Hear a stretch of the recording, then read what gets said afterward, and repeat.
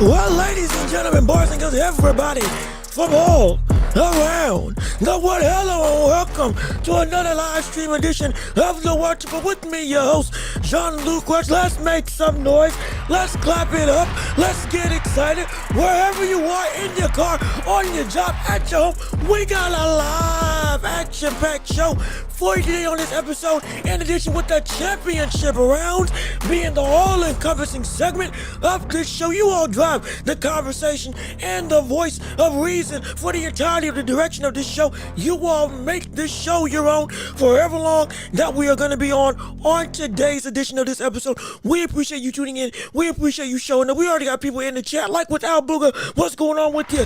Thank you for tuning into the show. Also, you say boots over everybody. Yeah, we're going to talk about it, and I bring this up not just because they have some talking points throughout the show, but again, you all are controlling the entirety, but it's because of the recent move with Devin Haney saying that he would move up to 154 if a fight with Ryan Garcia didn't take place. So we have to start dissecting that type of fight as a potential reality. If we saw him in the ring with Boots, well, what would actually transpire on top of the conversation of Boots amongst the pound-for-pound elite? Can he eventually, and will it be sooner rather than later, get you that top number one pound-for-pound spot in the ethos of boxing, as well as so much more stuff in the world of boxing we're going to be covering on today. Keyshawn Davis, as well as some stuff with Devin Haney. And that beef, that seems to be, I don't know if it's fizzled out. I don't know if it's still going to go through. We haven't heard hide nor hair of hide nor hair of Devin Haney involving the whole search party that Keyshawn Davis has been put out for him, trying to get a fight taking place. And now we got new news on who Keyshawn is now wanting to fight. Hint, it's one Welch that he's now looking to go and take charge and get in the ring with. But all of that, we're going to discuss all throughout this show today, and we appreciate you tuning in. We appreciate you listening. If you haven't already, go ahead and subscribe to the channel. Come join the Empire. Be a part of the hottest show in all of the globe right here on YouTube and on every podcasting platform imaginable. You can listen to us on Apple, Spotify, after episodes get uploaded, or here on YouTube. Wherever you listen to podcasts, we are there. Also, we are able Also, if you would, keep on commenting your thoughts and opinions in the chat down below. If you want to support the channel, we got Cash App and PayPal. Links down below, as well as Super Chats, Super Gift stickers, and all that stuff. If you can support the channel, it would mean the world to me. Help pay some bills and help to go and edify this show for your viewing and listening pleasure. As well as the most important thing, be sure to go ahead and share the show with everybody that you know, so we can keep on building up this empire together. Thank you, and we thank you so much for all the support as we've continued on into making this essentially empire in this community so special. Thank you all so much for tuning in again, and we apologize for the late start. We had some stuff to take care of. Also, wasn't feeling the best trying to prep for this show. Had to do a little bit of self-care involving of the other things I had to take care of around my vicinity. And so, I had to do what I had to do to make sure I was going to be ready. But now we're going to make sure that we can push through and get to where we give you all the best show possible. May start a little bit late, but we're going to still give you all the energy possible. But I do apologize.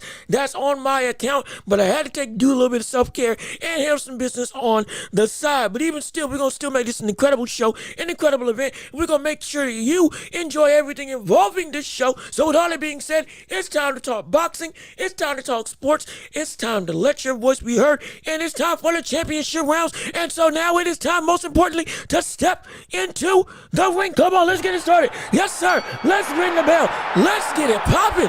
Yes, indeed.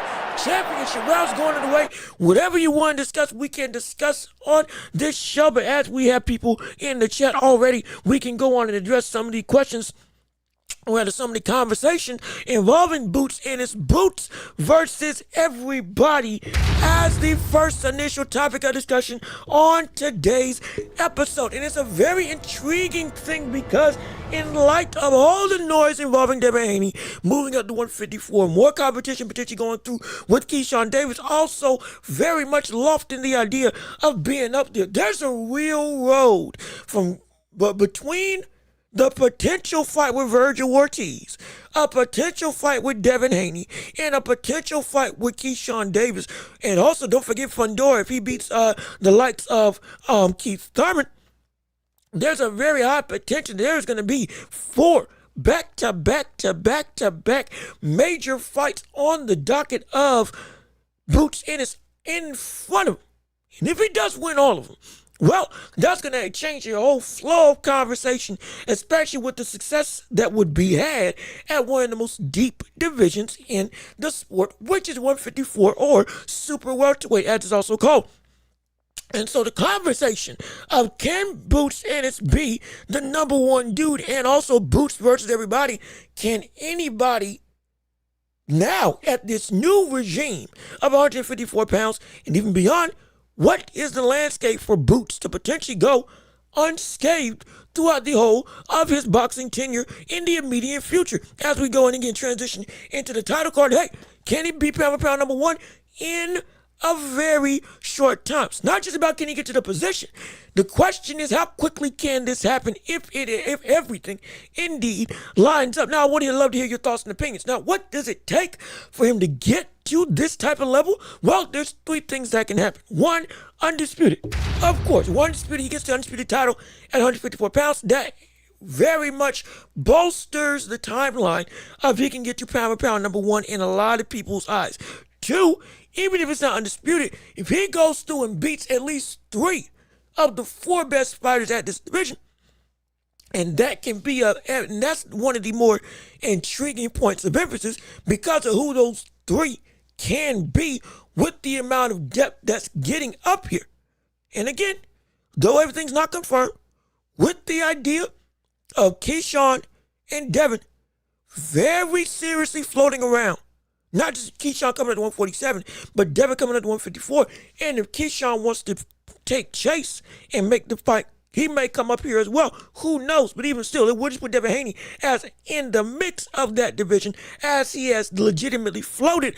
I may move up there if we don't get the fight with Ryan Garcia. And with the silence seemingly from his end on the fight with Keyshawn Davis at 147 that Keyshawn wants to have, looks like if it ain't Ryan Garcia, yeah, it's going to be 154 against Zayas, and then potentially try to take on all comers up there at 154, or maybe then move back down and say, okay, hey, now let's try to re-get this fight with Ryan Garcia. I'm just throwing out all the options. But if he gets any name, or if he gets 3 names, of Virgil being guaranteed as one of them, minimum Fundora most likely be in the second, and then potentially Devin Haney up there, would that be enough to have you say, okay, yeah, he should be seen as number 1 in the world, or at least top 3 in many people's eyes?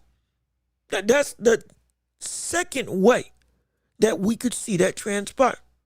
The third way, in all honesty, which may be more likely than we may expect with the fact that this whole hold up at 154, Jim getting multiple fights, has somewhat stifled the momentum and growth from the standpoint of consistency inside the ring with Boots Ennis. Now, again, it's not his fault because he wants to fight at 154. He wants to get fight with Virgil Ortiz, but this whole situation, litigation, lawyers and all that stuff, trying to get out of contracts, waiting to see what the judge is going to rule, if it's going to be on the side or not on the side of Boots Ennis or of Virgil Ortiz to get out of his contract, what's going on with promotions. All of this drama is not Boots' fault.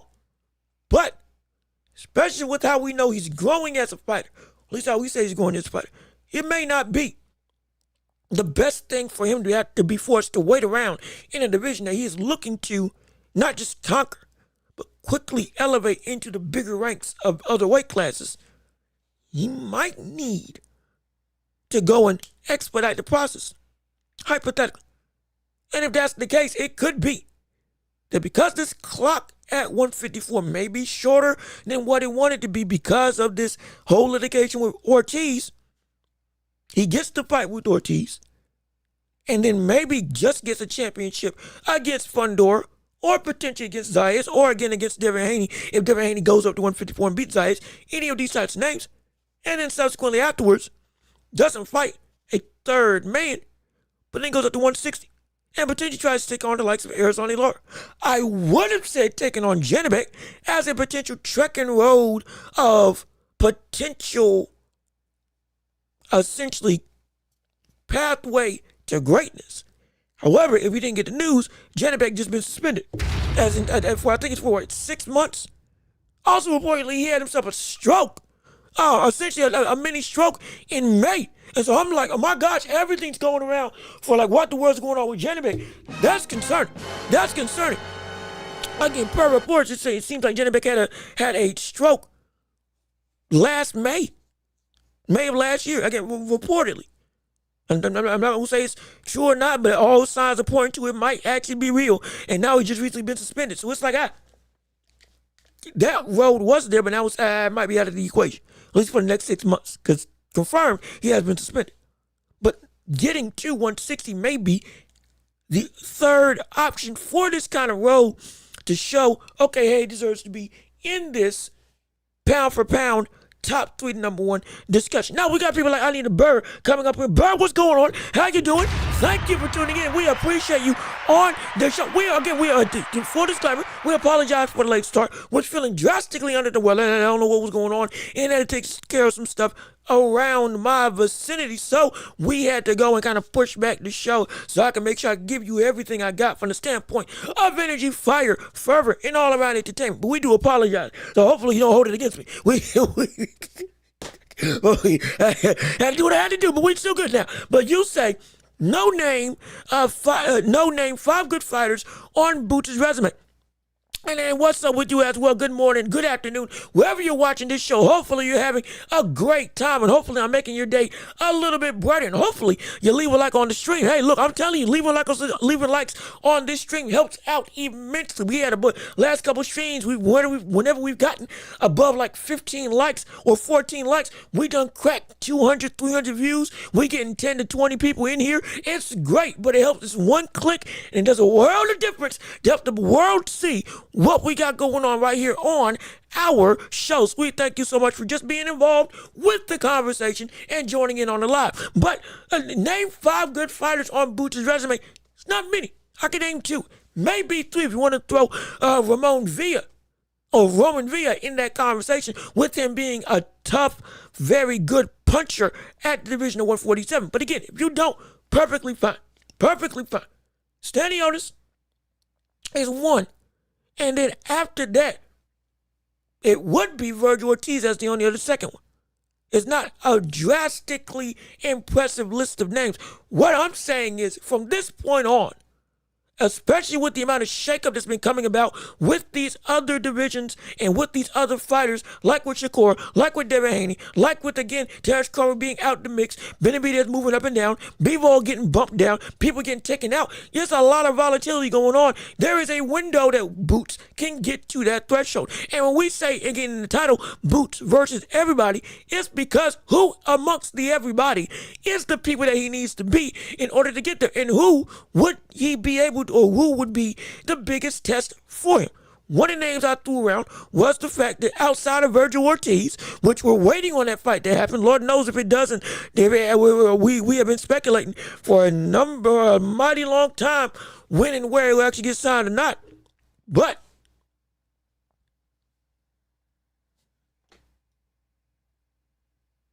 hold on, wait a minute. We just got an update. Hold on.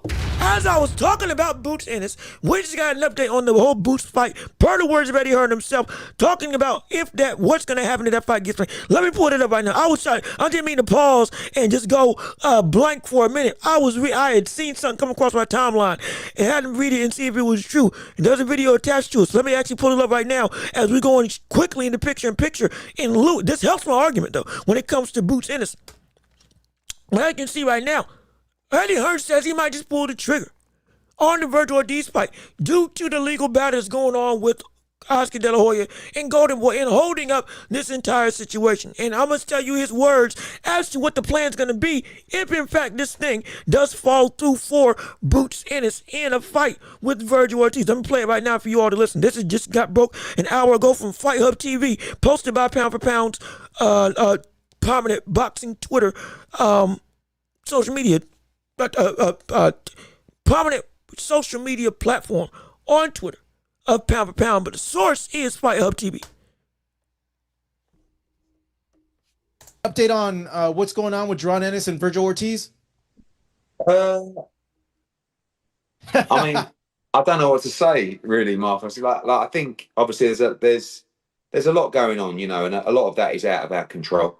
I had a call with Jaron Ennis last night, who's been remarkably patient and also extremely trustworthy on us, which you will see will not go unnoticed. We will deliver for Jaron Boots Ennis, and his next fight will be a big fight of great importance. Whether that will be against Virgil Ortiz, we shall find out very soon. However, what I will say is you will find out soon, because, the one thing that we said, obviously he fought in November. We're due to fight in April. May is, going to be the date that he's going to return now. And I think he understands how much everybody's tried to make this fight all round. Whether that's from us, whether that's from the zone, even from Virgil Ortiz, and Golden Boy before them. I just really hope it gets over the line. I think, we were talking earlier about, as a team, if we get this fight made, sometimes we like to come up with strap lines. Like if you think back to like Mayweather Pacquiao, was it the one? Like all this different stuff.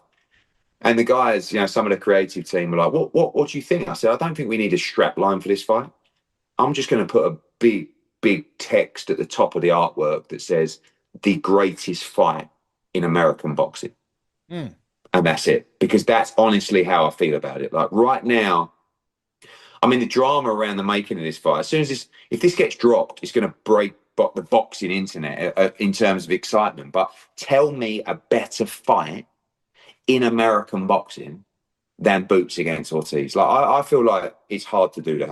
And that's how, if it ever got made, that's how we would market the fight. Two of the best fighters in the world. And for me, number one and number two in the division, with Josh Kelly and Xander Zayas breathing down their neck. But this is it. This is the one. We want to make it so bad. We will see. I can't tell you it's imminent, but I can tell you that over the next few days, we have to pull the trigger on something. As you can see, especially at the end of that clip, we got to pull the trigger on something. And alluding to, we might have to move on. And if this indeed is the case, again, it's very important because it goes into this argument for pound. And again, Boots versus everybody, because we're bringing up different fighters in this regard. If this fight doesn't get made with the likes of Ortiz, one, again, now all this is just breaking, mind you. I just saw this on my timeline. The interview broke an hour ago. We played it live. Hey, I'm going. This is straight off of raw reaction. If this fight doesn't get made, two questions come about. One, who's next? And two, does this hurt Boots' argument to have the ability to go and crack this top 10, or rather top 5, or potentially number 1 within the span of the next 2 years if he doesn't get Boots on his resume? Though, as we've seen, it's not Boots' fault in this regard that fight doesn't get made, if in fact it doesn't get made. That's the question. That's question number 1. Number 2, who the world is next? Who the world's going to be the next guy to fight at 154? And crazy enough, if we go back to the middle of that whole 2-minute segment, not Ennis, Hearns, or Eddie Hearn, said that it was going to be a big fight. This ain't going to go unnoticed, and it's going to be a huge endeavor. It's going to be a big-time name or big-time event that's going to be transpiring because you trusted me to try to get this fight across. Okay, fine. We'll see if you hold that word to it. If that is the case, who could that be? As to, since they're scheduled to fight in May, we got to make something happen. What is going to shake? Who could be that other dude?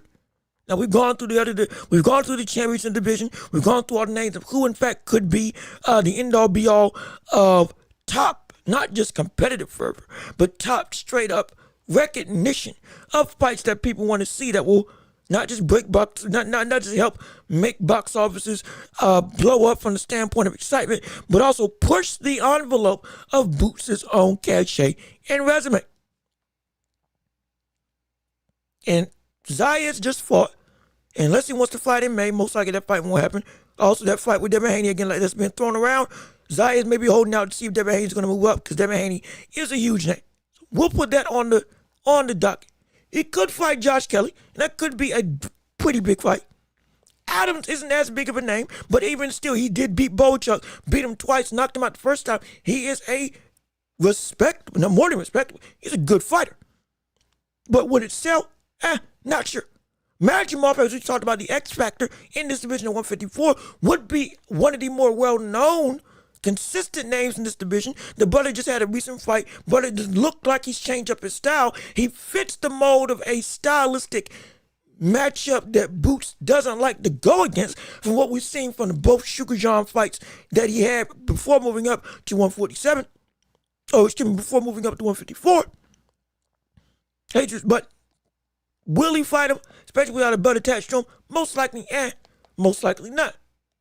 You got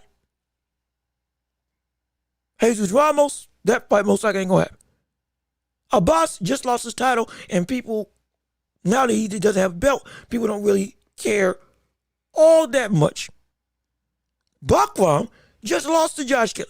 So Bakram started him in cachet, though it would be a fight that if Boots got him out of there in like 5 rounds, it could very much further the agenda of dominance that we want to curate with Boots Ennis. But most likely that fight's not going to happen. But what could happen as a big-time fight, which is something that I said shouldn't happen at all, might not push the agenda for the pound-for-pound conversation. And again, we're going to get back to the pound-for-pound. Can he get there? And how fast can he get there? But it might not push the agenda forward. But it would be a big fight. And this is what I said shouldn't happen. But if we got to pull the trigger on something, and we want to make sure that we reward you for your loyalty to staying with us in the midst of all of this unknown plan, or rather dramatic plans that have gone awry, trying to make this Ortiz fight, it's probably going to be Jermell Charlo. If we want to,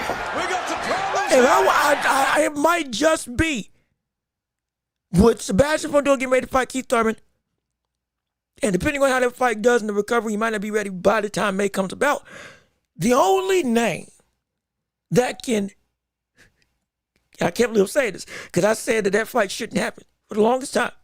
But my gosh, that might be the fight that matches the quote-unquote big event that we want to see, or that Eddie Hearn wants to give Boots, and that would fit that bill of a big-time event with a reputable name that would get people coming out to see what's going to transpire. And mind you, I've had my gripes about Charlo multiple times, but I can't deny, even with all of that,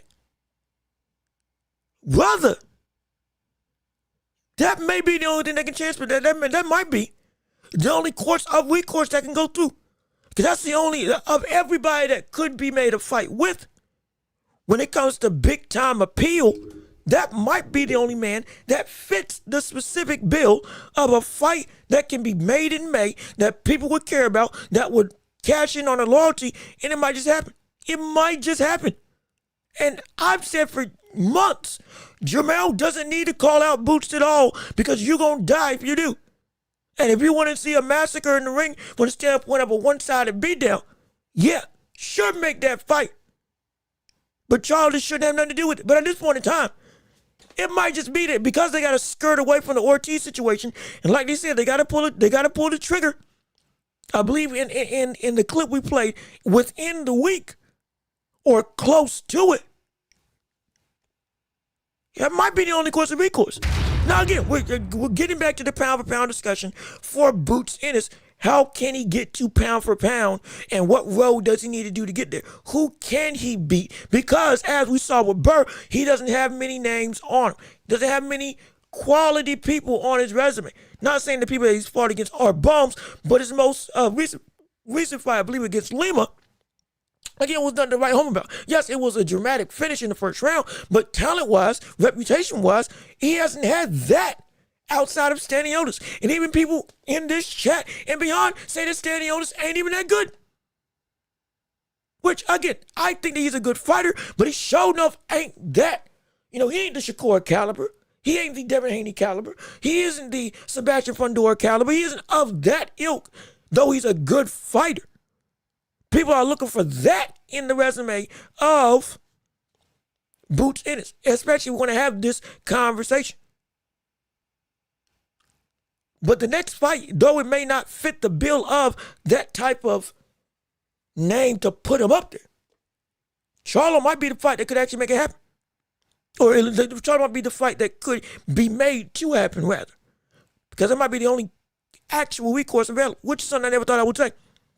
Something I never thought I would say. Also, we got Boxing Bro. What's going on, brother? How you doing? Good to see you. Thank you for tuning in on the live stream on this Friday edition of the Welch Report. We appreciate you joining in on the show. Let's see. Yes, he can be the best. Sure, he has a very big potential, and I do agree.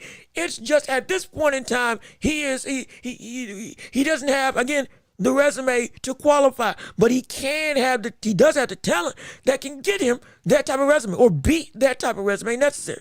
The issue is, when is that resume going to happen and how is it going to take place?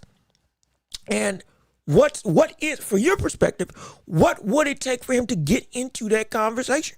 I would love to hear that from you, the people. But we're also talking about who he's going to fight if this Ortiz fight doesn't transpire, and it could be Ortiz with him potentially not being available to fight might be that we get Charlo. It might be. And much as I say it shouldn't happen, it might be. We will see Fast against Ortiz. We hope so. But again, Eddie Hearn said himself, hey man, we're going to have to pull the trigger and say we might not get this fight with Ortiz. And within the week, we're going to have to make a decision whether we're moving on or we're going to stay put. Because if we stay put, we're just going to be pushing back even more, and Boots wants to get in the ring. If we move on, we're going to find other people to move quick. Let me see. I honestly think Virgil can crack Boots, not going to lie. I can see Boots leading with the front foot and Virgil timing. Oh, yeah, absolutely. With those sharp hooks that he threw, especially with, again, the rip through, it's not called the rip through, but essentially I call it the rip through, where you're ripping through the guard by pawing down the high guard or the fences and then landing on the open side of the face. Or, as Virgil Ortiz likes to do, like he did against Machimov, paw down the guard up high and cause him to recluse even more tightly and then land a shot downstairs to the body. It's a lot of those nifty little tricks that Virgil Ortiz has that allows for him to be able to be not just a destructive finisher, but a very hard to stop finisher, because he knows how to make openings rather than just trying to bulldoze through. He's a very skilled fighter. He's a very smart fighter, smarter than people want to give him credit for, because in fact they just see the knockouts, they see the pop, they see all of the KOs. He's smart. And he knows how to apply that power. He's made multiple delivery systems, which is what makes that fight so incredible. Because we're dealing with somebody also, hey, this man knows how to be destructive in the same way Boots does. And can potentially have some tricks to get Boots in trouble. Still, the issue is, will that fight take place? And it's looking like more and more, I'm starting to say it might not happen. At least until this litigation goes through. I still think it will happen at 154, but it might not happen next. Especially with Eddie Hearn now. I'm not saying he's changed his tune, but he's very much, he's more open now to the option that we may have to move on. And because of that, he has me a little bit scared that this fight may just fall through, at least by the time May comes about. Maybe in December, November. All this stuff in court will be done, and then we can make the fight happen. But right now, we have to look at other options. And my number one option that we could see is Charlo. That's me, but I would love to hear from you all to see what you think is going to take place. Boots is also chinny. Think about it, Welch. Who we fought, and why are they touching his face? Now, we did touch about this earlier in the years when covering Boots Ennis. Boots was getting touched by Evanesian, by Shukajan, what was it? I want to say Roman Villa as well, though he did the slow-mo stuff. But he was getting touched a lot at 147 all the way up until Stanionis because of the fact that, and he's kind of admitted this in some degree himself, he wasn't taking the power of his opponent seriously. It wasn't that he was chinny. It was the fact that he trusted his chin to take the punches. He wasn't getting rocked and wobbled, but he didn't care what you threw at him because he knew he could take it. He knew he had a big enough beard, literally, as well as just a straight up chin to be able to go through. And yeah, I can eat whatever shot you give me. I'm not concerned. Now, I said he better fix that against Stanionis, or he could be put in some actual trouble. And he actually took Stanionis' power seriously.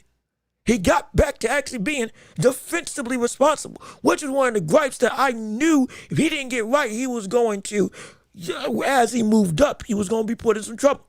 Now that he looked like he fixed that against Stanionis, we may not have to worry about that. The ability for him to get caught.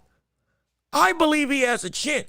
But Lord, like I've said all the time, just because you have a chin, you don't want that to be your first line of defense, because we saw what happened with Joe Joyce when that thing cracks. For ultimately, you have nothing else that you can do, and you're terrible defensively. Gennady Golovkin had a great chin, but he also wasn't putting it out for just to eat shots left, right, and center. He was also still being responsible. Hagler was being responsible. And like he can't do what he did against Shukajan to Ortiz. He can't eat shots. He can't take shots like he did from David Avanesian. Looking annoyed. You can't do that against Virgil Ortiz. We know that. And because of that, he better not do it. And he better keep to the responsibility that he showed against Stanionis, because if not, we're going to see some trouble being made. I dare say, as much as I think that Boots, if a fight with Charlo got done, as much as I say that Boots would destroy Charlo, because of just simple fact that it's 154, I wouldn't want him showing any type of defensive lack of responsibility against Charlo, simply because from this point out, your chin is in a dangerous state from 154 on. It's a different framework of power, different framework of delivery when it comes to landing the finishing blows. One shot can indeed end the night for a abundance of fighters at 154. Whether it's Fundora, whether it's even Keith Thurman. Because don't forget, that brother was Keith one-time Thurman. He touches you once, and guess what? You're going to sleep. That was why he's got the moniker. I only need to tag you one time. You got that. You got Virgil Ortiz. You got Fundora. You have stinking, again, Boachuk, who's been able to be a thudding puncher. You got Adams, who's knocked out Boachuk. You got a boss even. Even though he got beat by Xander Zayas, that buddy got some crack on him. He got some crack on him.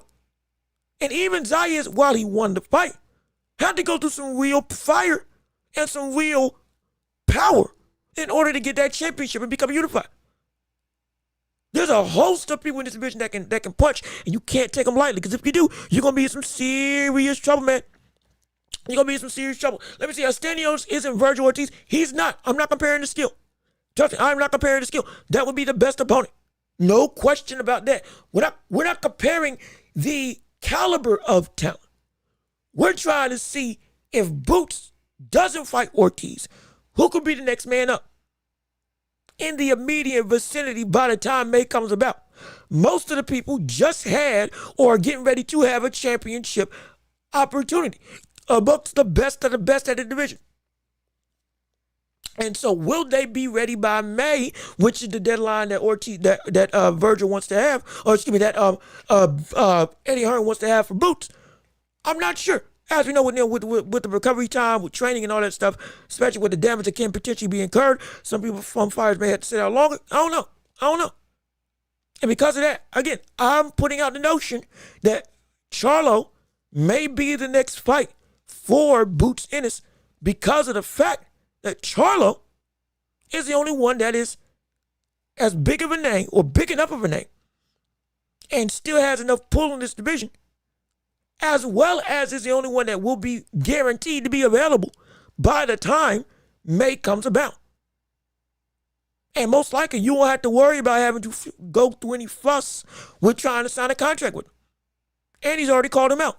Not saying that he shouldn't do it, but I'm telling you right now, that might be the thing that he goes for. As we've heard with Eddie Hearn saying, well, they may have to change course. Let me see. I see Boots against Virgil Ortiz.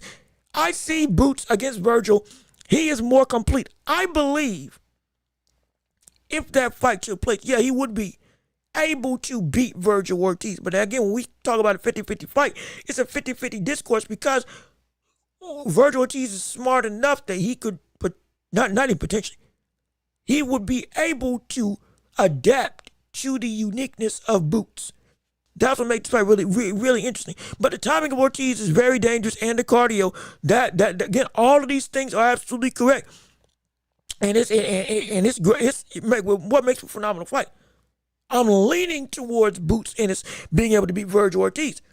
But I do know it's a tough thing to do. I do know it's gonna be a tough thing to transpire. But let me see. If Keith Thurman wins Fundora, he's next up for Undisputed.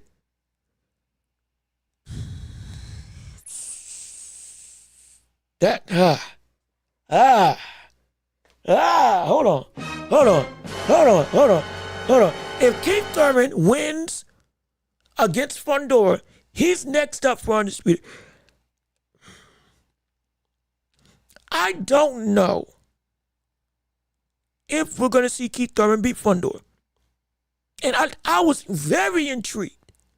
But I've seen some recent sparring footage. And again, I'm not taking sparring as the end-all be-all, as the penultimate reason for why somebody will and won't succeed in the world of boxing. We've seen sparring footage live before on multiple different occasions. I am very aware and clear about that. But at the same breath, when watching Keith Thurman in sparring, in fact, I'll even pull up clips for you all to be able to see. I mean, let me see if I can find this with Keith Thurman real quick. Hey, where's that? Keith Thurman. There we go. I'm gonna pull it up for you so you can see exactly what he's looking like. And I don't want to say, Devin Haney brought up this point about Keith, and I don't want to say it's real, but I'll let you be the judge. He was saying that he looks kind of old, as in he's slow. The engine ain't doing what it used to do. And so I don't know how confident he may be in terms of Devin Haney that he's going to be able to succeed, but I'll let you be the judge. This is how he's looking right now in sparring when it comes to preparing for Sebastian Fundora. And I am a tad bit concerned. I will not lie, but I'll let you be the judge of that. And I can't play copyright. I can't play the copyright music because I don't know what they got in here, but I'm going to play mine. This is the great thing about theme music. But as you can see, this is what it looks like trying to spar. This is what it looks like working. And it doesn't have, it doesn't look, something about this doesn't give me that confidence. Okay, he's got the oils back in the engine to the degree that he wanted to. He's still got pop, but something about this just doesn't sit well. Watching him go through the motions, and yes, it's pad work. We understand. Not sparring against somebody else live. We get that. But even still, just if you look at it, there's a heaviness. Unless this is at the end of spar, which I may be able to understand. There's a heaviness to this that I do not like. If he's going up against a 6'5", 80-inch reach. I'm sorry, not 6'5", 6'6". My apologies. 6'6", 80-inch reach. That is Sebastian Fundora. I don't know if I like the look of this. As watching him going through and prepping for this fight, and so him being undisputed, it's kind of concerning. It's not kind of. It's really concerning. It's really concerning. And let me see, Al Booker lacking pop, lacking speed, like y'all see it too, and you dang Keith, mind you, we watched Jarvis against Thurman, and it was a whole lot different feeling subsequently after that fight than I feel right now when it comes to Keith versus Fundora. Watching this, And it's more like he's laboring. It's like it's like he's wearing a weighted vest. Now, if he is wearing a weighted vest under that jacket, then hey, he might just shock us all and show us exactly how bad he really is as a fighter from the perspective that he might come through and all of a sudden look lightning fast. And he wearing that big old jacket to hide that he's putting in some serious muscle or some serious fast twitch muscle back on him by walking around and working out with a 20-30 pound weight on. Who knows? That may be what's transpiring with the weighted vest. That's speculation. I repeat, speculation. Nothing confirmed, simply speculation. And I'm hoping that's the case. I'm hoping. But if it is, that's just what he looks like now, I'm a little bit concerned. I am very concerned. Let me see. Keith looked great against Brock. I was giving him a very good chance to beat Inferno, but now I don't know. That's the thing. And it's so confusing. And like I said, I'm giving him the benefit of the doubt. It could be the end of sparring. It could be the last drill in a what might have been a very stressful and intense workout for the day. Maybe that's why he looked the way that he looked. But there is the one thing that I said about Thurman that I was surprised with when he fought against Brock was the fluidity that it looked like he still had when he fought against Brock. And compared to the fluidity that he had in his prime at 147, the flow of his movement and offense, I was like, there may still be something there.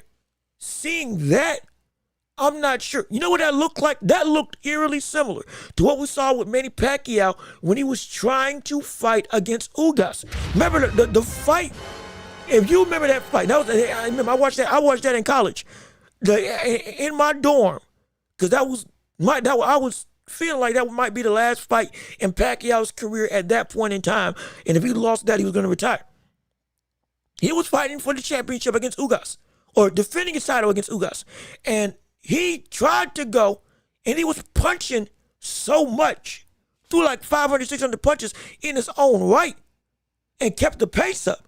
But you saw it was a stiffness, and it was a labored effort to keep up that output. And you could just tell this man whatever he had, though it lasted him oh so long, it's left him. Now again, came back and all of a sudden looked a whole lot better than he did against Ugas, comparatively against Mario Barrios. And it was like, oh my gosh, hey, maybe some rest was all he needed. But regardless of which, that same look that I had saw against Ugas for Manny Pacquiao, same thing I'm seeing for Keith Thurman getting ready for this fight with Fundora.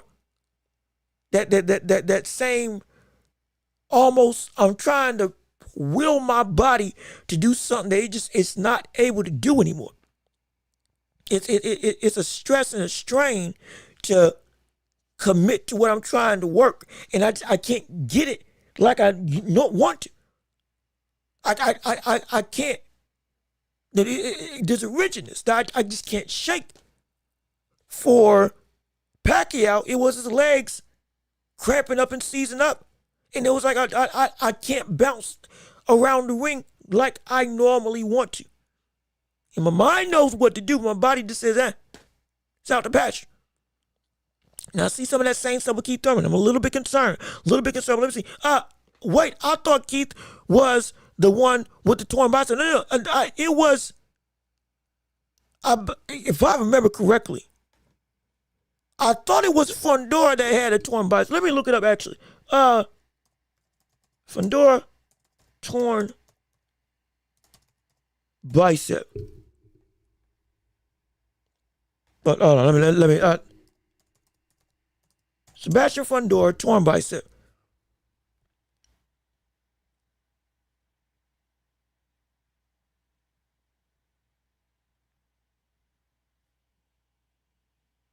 Okay,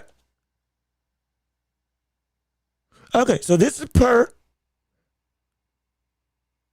Okay. So Keith Thurman had a bicep injury reported on between March 18th and March 22nd of last year. which is why the fight had gotten postponed.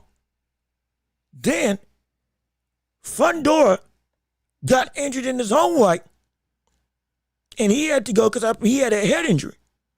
Oh, not hand, I'm sorry, a hand contusion in the lead up to the fight that was supposed to happen. That pushed it back even further into February. So there's been 2 postponements in this fight. One by Thurman with the torn bicep, which was real, had a torn bicep. Fundora, hand injury or hand contusion that forced the fight to get pushed back even more while he recovered. And now they're both here. So that may explain, to be perfectly honest, that may explain what. That might explain what. I had to look it up to make sure that's true. I had to look up to make sure it's right. But yeah, that may explain what. Let me see. Fundora has a torn bicep and had to postpone the fight due to a hand injury. Ice can see Thurman winning. No, it was Fundora. It was. Wait, hold on. Am I reading? Hold on. Let me pull up. We're gonna do some live research because I'm looking up the articles right now as to reported when the injury took place. Let me see. We're gonna click on boxing scene. Let me look at the boxing scene as they've been tracking this fight. So per boxing scene, 36-year-old. This was posted on. Where's the date of this? October 13, 2025. Per boxing scene, 36, 6 after student at a 4-world title. Thurman could contain enthusiasm fighting against Sebastian Fundora. And when Fundora declared out on October 25th, he was disappointed. He cast some shade on Thurman or on Fundora with the last second withdrawal. Did they say what the injury was? I'm trying to make sure I got it right. Very, very unfortunate. Tears, disappointed. We'll see a quick fight. Thurman admitted patience was tiring. Oh gosh, somebody, what? We're gonna figure this out. We're gonna figure this out. I want to make sure we got the timeline right. I know both got injured, but I thought it was Thurman that had the torn bicep. But we're gonna fact check it to make sure. We're gonna fact check to make sure we got everything correct. The Lord knows I do not want to go and lead anybody astray. Okay, let's see. Dan Raphael Substack. Thurman injury fight postponed October 11, 2025. WBC champion title holder. WBC champion title holder Sebastian Fundora suffered what was described as a hand contusion in sparring, causing his defense against former unified welterweight titleist Keith Thurman to be postponed. Title card was scheduled October 25th, 2025, Madison Square Garden. Okay. So Fundora had a hand contusion. You're right. Just had, okay, all right, okay. This is why we fact check to make sure. This is why we fact check to make sure. Fundora had hand contusion. He was bad off. Understandable. So Fundora was the one that had an injury and had to go and postpone the fight. Understandable. Absolutely. Now Keith Thurman, in reference to the question of bicep tear. Thurman, bicep injury. Okay, he had an injury, or rather posted a video about the injury, uploaded by Premier Boxing Champions on March 24th, 2024.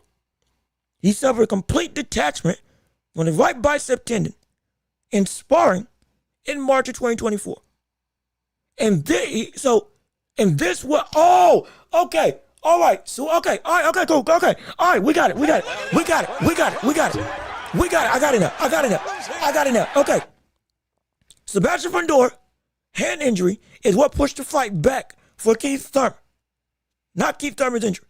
Now, however, Keith Thurman had gotten injured with a torn bicep in 2024. Before the fight with Sebastian Fundora, and what was initially going to be Keith Thurman versus Tim Sue in the fight directly after Brock Jarvis when Keith Thurman looked good. That's what happened. Okay. All right. Okay, we got it together. So both got injured, but at different times.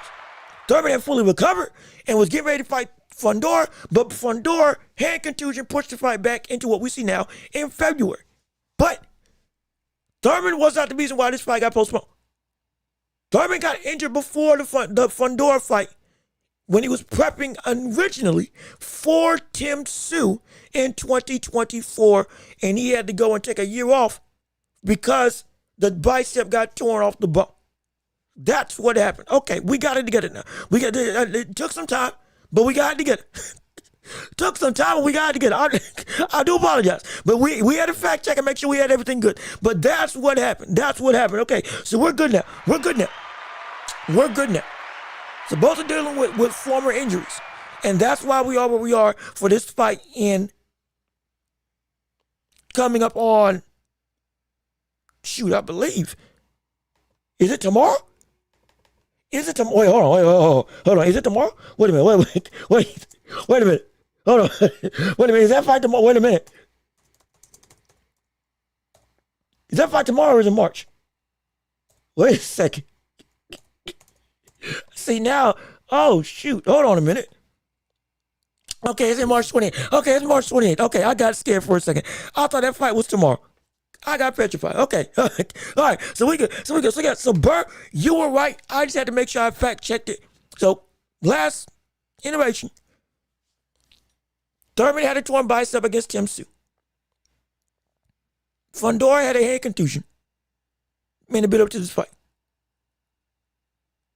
And so now, that's why this fight has gotten pushed back to where it was. But it wasn't necessarily Thurman's fault, because his injury was before this. Fundora is the one that had to push the fight back. So that's why we are where we are. So that makes sense. That makes sense. And that makes sense. That does make sense. So we appreciate it. We appreciate it. Now we know where we are and what we're doing. Absolutely. Let me see here. What's up, Welch? Usyk be down with this clown fight? Oh, yeah. Okay, so y'all are getting the news now that Usyk's fighting, as Abuka said, a kickboxer. Yeah, that's happening. Well, maybe not clap for it, but that's happening. That is happening. That is indeed actually real. That's actually real. He is fighting essentially a kickboxer leading up to or in the midst of his championship reign. Now, we take this as a grain of salt only because we have said on this show, that a fighter doesn't have every fight for a champion. It's not going to be a knockdown, drag-out brawl against the top five. Doing what Inoue does at that high of a level, fighting consistent 1 through 5 competition without breaks, that's not common. Yes, he fought Yi Jun Kim, but he was going to fight the likes of Sam Goodman before Sam had to pull out because of injury. So it was going to consistently be people within that top 3 to 5 for like a stretch of 4 years without any breaks. It was going to be like that. But willingly taking fights that aren't nearly as taxing 1 or 2 times within a reign, I understand. Now, with that being said, yeah, he should have went ahead and fought Wilder if this is the fight he was going to take. I am not going to lie. I'm not going to lie. He should have fought Wilder if this was the fight that he was going to take. He should have fought Deontay Wilder if this was the fight that he was going to take for his next outing. Because at this point in time, it's a kickboxing legend. Yeah. Rico what was it? Rico Verhoeven? I think it's Rico Verhoeven. But I don't know how to feel when it comes to in the midst of this type of dominant championship reign of this caliber. Why go, especially when you had, though it was undeserving, yeah, we didn't want you to fight Wilder. But at least Wilder wasn't, this. From the standpoint of competitive fervor in comparison to you. It's not a great look. He said this, he's going to come back and going to keep on fighting, and be dominant against the other best in the division. Perfectly fine. But this ain't a great look when we're talking about that you were in place to fight Fabio Wardley as the next outing for your championship reign to potentially get back to being undisputed. We thought that was going to be the next fight. And then when you fought Wilder, or when you were going to fight Wilder, we were like, man, I hate it. But at least I understand the legacy. And I understand that you want to take out the previous three kings of boxing and say, I was the man that beat everybody of that era. Legitimate. And it was going to be because of the fact that it was Deontay Wilder. People were going to come out and want to see that fight. And it was going to be a big deal simply because it's Wilder getting back in the ring after a win against Herndon. It might have been impressive, but one shot can heal everything. And one shot can get him back to being a champion. The risk was there. It's a lot better than this. A lot better than this. And it's it's real, but it ain't pretty. It is real, but it ain't pretty, man. It's real. And if you don't believe me, I'll even pull it up on CBS right now for you all to be able to witness and see that, yeah, he is fighting. He's, as you can see, Alexander Usyk to defend the heavyweight title against kickboxing legend Rico Verhoeven in May. And so it's not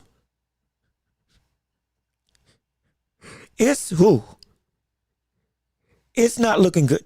I'll leave it there. It ain't looking good at all. It's not looking good at all from this sense. And it's very frustrating. And I share your concern. Why is this happening? It doesn't make sense to me. From the standpoint of at least you could have had somebody that's more laden with competition. But even still, they should have just fought Wilder. Yep, absolutely. Should have just fought Deontay Wilder. Usyk versus Jake Paul later this year. Like, hey, hold on now. Wait a minute now. It ain't gonna get that bad. It ain't gonna get that bad now. Let's pump the brakes. It ain't gonna get that bad. We hope. It shouldn't get that bad. Let me rephrase it. It shouldn't get that bad. We expect, in the way Usyk's talking, we expect that after this, he will then go and fight against the likes of Fabio Wardley. If Fabio Wardley beats Daniel Dubois and retains his title. That's what we can expect. Hopefully, we expect to see. But again, time will tell. But he gets, everybody gets one. As much as we don't like it, everybody gets one. This just ain't the one that we thought of the freebies. This is what you should be taking. It's kind of Wilder would have got washed, but at least there was a narrative there. Yes, exactly. There was a narrative. There was a storyline. There was a bigger threat simply because Wilder couldn't knock him out.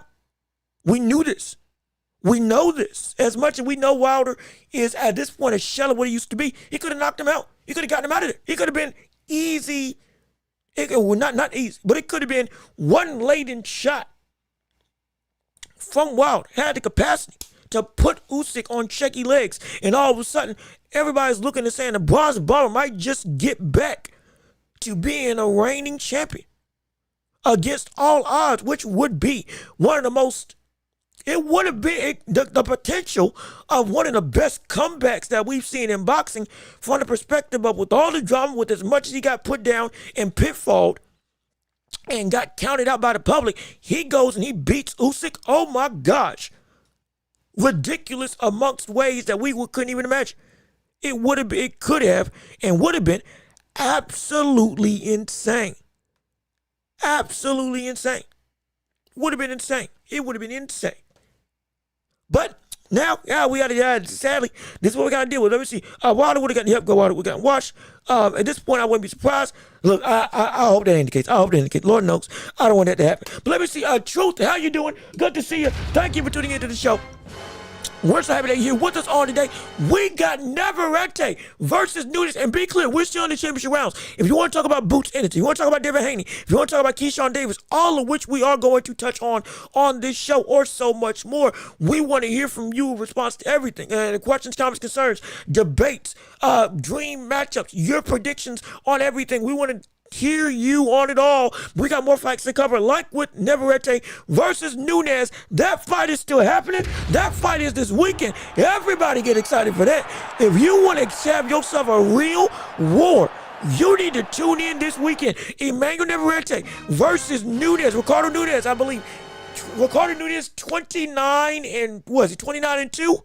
29 and 1, I believe, with 27 knockouts on his resume.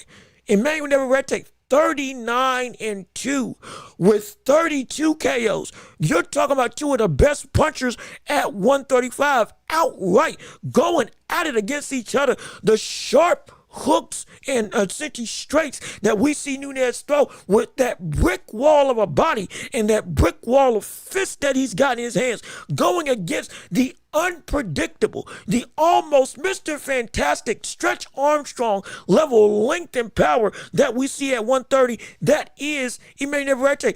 He's one of the most unorthodox offensive fighter that we have in the world today. He is going against another puncher, another cat that can clean his clock the same way he's done to 32 other opponents and beaten 39 other men. We are gonna see what most likely will be the most transparent and abundant test at 130 pounds that we have ever seen with Emmanuel Navarrete. Since his debut at this division, when he almost got knocked out by Wilson in 4 rounds, got put on, was about to get put out, and then was able to come back and get a KO on his own right, has now retooled, has now gotten better defensively, has still been kept the offensive unique and straight up the offensive unpredictability, and still kept the sweeping floor type of shots while being smarter, while being less reliant, crazy enough to say, less reliant on his chin, like we saw earlier in his career, though he's been fighting so much abundantly. This is about to be a war, a dogfight. And I'm going to tell you this right now, nobody's going home just standing up. Not a soul in that ring is going home standing up. I mean, somebody's going to get put to sleep. We wanted to get home happy, but somebody's going down and staying down in this fight. If this fight goes 12 rounds, I'll be shocked. I'll be shocked if this fight goes 12 rounds. You're talking about two people that are all guns blazing. But I do believe it's going to be Navarrete that gets the KO victory. I do. I think it's going to be Navarrete that gets the KO. I think it's going to be Navarrete that gets the KO win. I truly do. Truly do. Because of the fact that Navarrete is going to, I said it yesterday, I think he's going to take it late. I think he's going to up, not just up the tempo, but when it comes to absorbing the contact of the opponent before it starts to linger in your body, before it starts to make your hands heavy, before it starts to take out the stamina and sap the energy, I think we're going to see Navarrete win that battle of attrition when it comes to damage on damage and pressure on pressure. Now, all the things, like I said yesterday, I haven't seen Nunes move back in a fight and still be able to be controlling. I've seen Navarrete get pushed back or moved back or backed up and still be able to either A, turn the tables, or B, go through and genuinely still land thudding punches while on the back foot and keep his offensive flow working even when somebody's trying to push him back. This is after Wilson. Once Wilson was the wake-up call that he got to get better, and he did get better. He has gotten better. You saw it even afterwards when he fought Oscar Valdez twice. And in both instances, while both of them were bloody wars and one-sided affairs, the second fight, we saw the biggest leap, in my opinion, of Navarrete being able to be an operator that is both destructive but also using his head a lot more. He's evolved as a fighter. Then I get the same level of recognition that we see with others, like currently what we see with what we see right now with O'Shaquie Foster. But he's evolved as a fighter. You better be very careful. very careful against Navarrete. He will go and put you to sleep, and I think he's going to do it against Nunes. I think he's going to do it against Nunes. I think he's going to do it. I truly do. But let me see. A reporter is saying Navarrete finally got a nutritionist.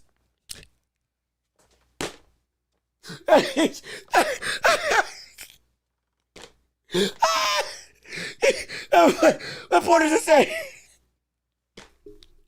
Reporters are saying Navarrete finally got a nutritionist, and he's looking. And he's looking in shape. I'm sorry. That's fun. That's hilarious. Because to some degree it's true.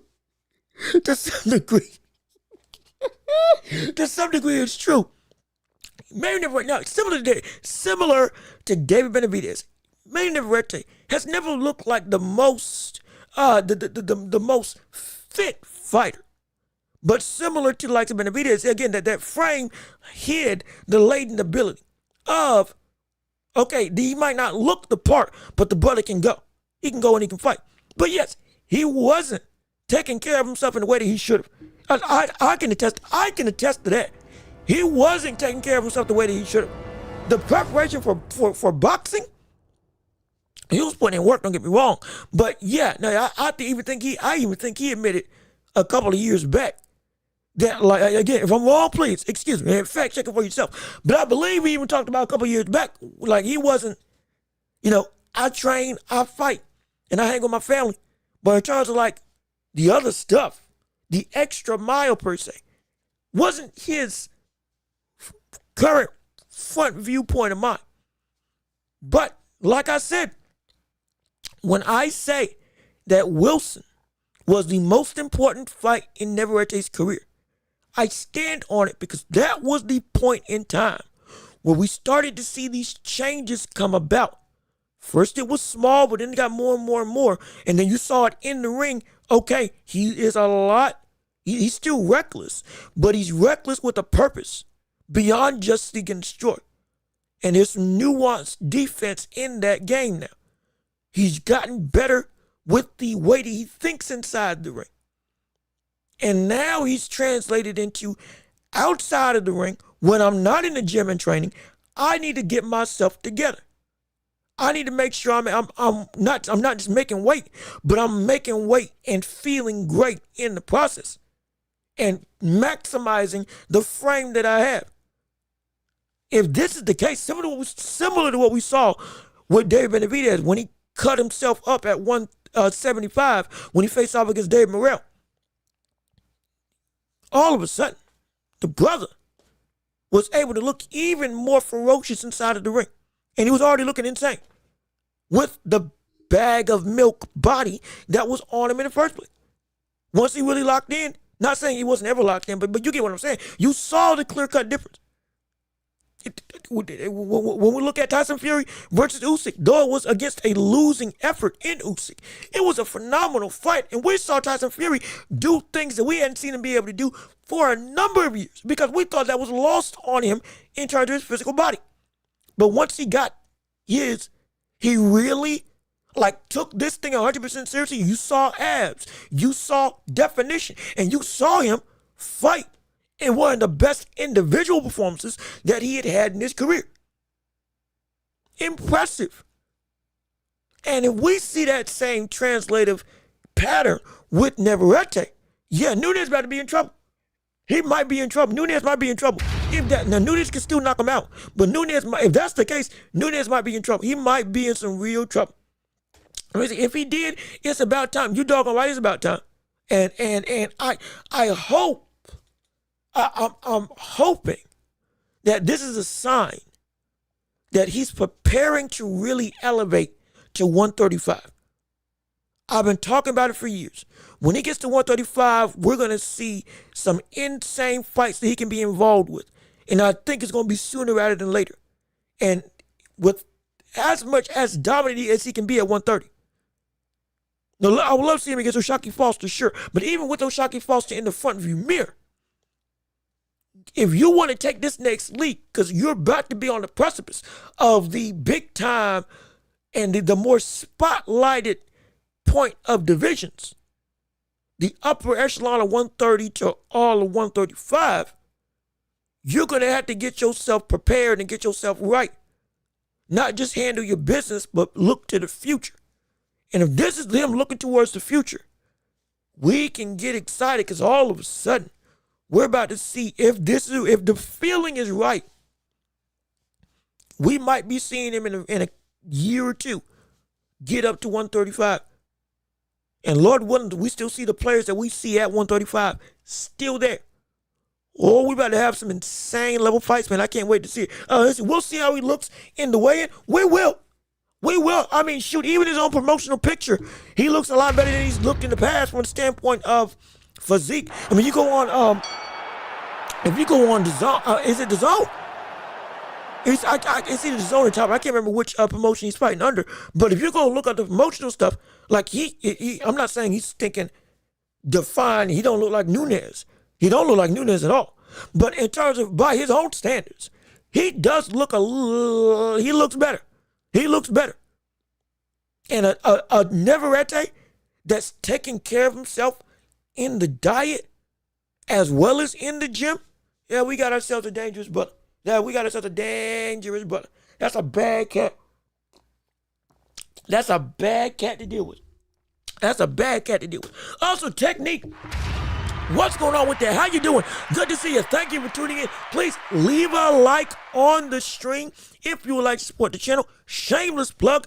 Cash App and PayPal links down below in the description, as well as super chats and gifts if you would like to support and want to make sure that your chats are read and heard. We can even spend more time on your chats and conversations as the show goes on, if you so choose. Like I said, we understand. But if you can support, it means the world to me. But just simply leave a like on the video. Tell people about the show. It only takes one click and one share to make a world of difference on this community. And subscribe if you haven't already. And we thank you so much for tuning in. But salute to you. We got so much stuff to talk about. And we got so many more things to delve into. We were talking about Boots Ennis. We were talking about if he can be pound for pound #1 within the next 2 years. We were talking about how we may see him fight against Charlo because of the fact that Eddie Hearn is starting to change his tune a little bit on whether or not the reality of Boots versus Ortiz will actually happen in the immediate future. And per his own words, we got to pull the trigger on something by the end of this week, or by the end of this month or this week, somewhere around those lines. So it could be that we see a fight with Charlo as the only other big name with a legitimate schedule that's free that can get a fight in May this year. Fundora's in a fight, Thurman's in a fight, Zayas just got out of a fight, and amongst those other champions, as much as we can say we would love to see him in it, recovery time and all that stuff may eat into, they won't be ready by the time that fight, in the scheduled fight that Eddie Hearn wants to have in May comes about. So we can see that. We also were going to discuss the likes of Devin Haney versus the rest of the landscape at 154, as well as Haney versus Keyshawn Davis. A little bit of an interesting dynamic when it comes to that fight. Looks like it was going to get made. It looked like Keyshawn was calling out, looking for Devin Haney, coming up to 147, looking to take his belt, and then Devin Haney kind of went a little bit silent. Bill Haney kind of went a little bit silent, even after promising in a documented interaction, we'll get it done in terms of our fight with each other. Just do your job and make sure you can go and make the fight happen. That's the thing. But will we see it? Only time will tell. If Devin Haney does commit to moving up to 154, question then comes into play. How can he compete at 154 with what he looked like at 147 if the fight with Ryan Garcia and Devin Haney doesn't transpire, as 154 is the next move that Devin Haney's looking to make in his career, per Bill Haney's own words. But again, I want to hear your thoughts and reactions on it all, and we're still doing the championship rounds, so it's your time for the whole show to say whatever you want to say and have your voice be heard within the conversation. But let me see what the public has to say. RJ, what's going on with you? How you doing? Thank you for tuning into the show. We're so happy that you joined in on our live stream. Can't nobody mess with Boots. I'm telling you that right now. Well, that's a very bold claim. And again, we can discuss it because I'm going to tell you this right now. Ortiz and Boots is a 50-50 fight if it takes place. Absolutely. I have said in years past that when it comes to talent and when it comes to in-ring ability, outside of Virgil Ortiz at 154, I'm taking Boots Ennis over just about everybody in this division. Not even just about. Over everybody in this division except for Virgil Ortiz as a concrete lock. Yeah, he's going to be able to beat him. I think he can become undisputed at 154. I believe he can dominate at 154. I am of the volition this man's talent, it can translate to multiple weight classes. And so at least that's my opinion. Let me see. Nah, it's not 50-50 to me. Boots is going to smoke Virgil. And say, look, we got a lot of people that feel that.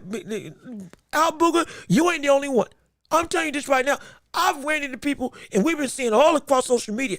People are really feeling that Boots Ennis is going to wash away Ortiz and make it look easy. Now, if that did happen, let's play some games with this entire conversation. If that did happen, when it comes to Boots Ennis versus Virgil Ortiz, if we did see Boots going completely decimate Ortiz, even though it's not for a championship, would that be enough to put Boots in a pound-for-pound conversation? In your opinion? Now, we get the resume isn't where it needs to be. No question at all. We get that the caliber of consistent talent since Boots, as they're moving through his career, hasn't been up to the standards of the other greats at pound-for-pound. But with the reputation of Virgil Ortiz, if he did beat Ortiz in the same manner, in an even more destructive manner, as what we saw with T.O. versus Shakur, or as what we saw with Ryan Garcia versus Mario Barnes, or shoot, as what we saw with Errol Spence versus Terrence Crawford, even though it's not for a belt, if he put on that type of display against Virgil Ortiz, would that then be enough for you to be like, we got to consider him a pound-for-pound level contender? Beyond just he's a caliber talent, he deserves to be on or close to that list. I want to hear from y'all whether that is a sentiment that should be held, or should not be held by the public eye, if that is the fight that we see going up against Ortiz. I want to hear your thoughts on that, because that's very interesting for me. Ortiz knows what's up. That's why he started talking about Errol Spence right after Boots stepped on him. Boots stepped to him in front of everybody. He did. He absolutely did. Now, Virgil walked to him and agreed. They both said yes. And like I said, the issue at this current point in time is not necessarily that Boots or that Ortiz does not want the fight. Now it is Ortiz can't make the fight because of the whole strict restrictions against Golden Boy with the whole promotional debates and whatnot. That's the drama. If that wasn't in the way, I'm almost assured we would get that fight with Boots already signed and delivered. I truly do believe that. My issue, and what we say on this channel, is not that Virgil doesn't believe he can win. It's not even that his team doesn't believe that he can win. It is everybody else around Virgil that doesn't believe that he can win, from the standpoint of De La Hoya, from the standpoint of the promotional teams, from the standpoint of the people or the reasons as to why this whole structure of litigation is going in place in the first place. Because people are holding up progress, at least in the minds of Virgil Ortiz and in the minds of his manager, as well as in the minds of in the minds of Eddie Hearn, at least from the perspective of what we've been following throughout the whole of the year. But let me see, Dale Anderson, how you doing? Thank you for tuning into the show with us on today. What do you have to say? Hey, Jean-Luc, Bill Haney said anyway is manufactured, overrated, and shouldn't be on top of Devin.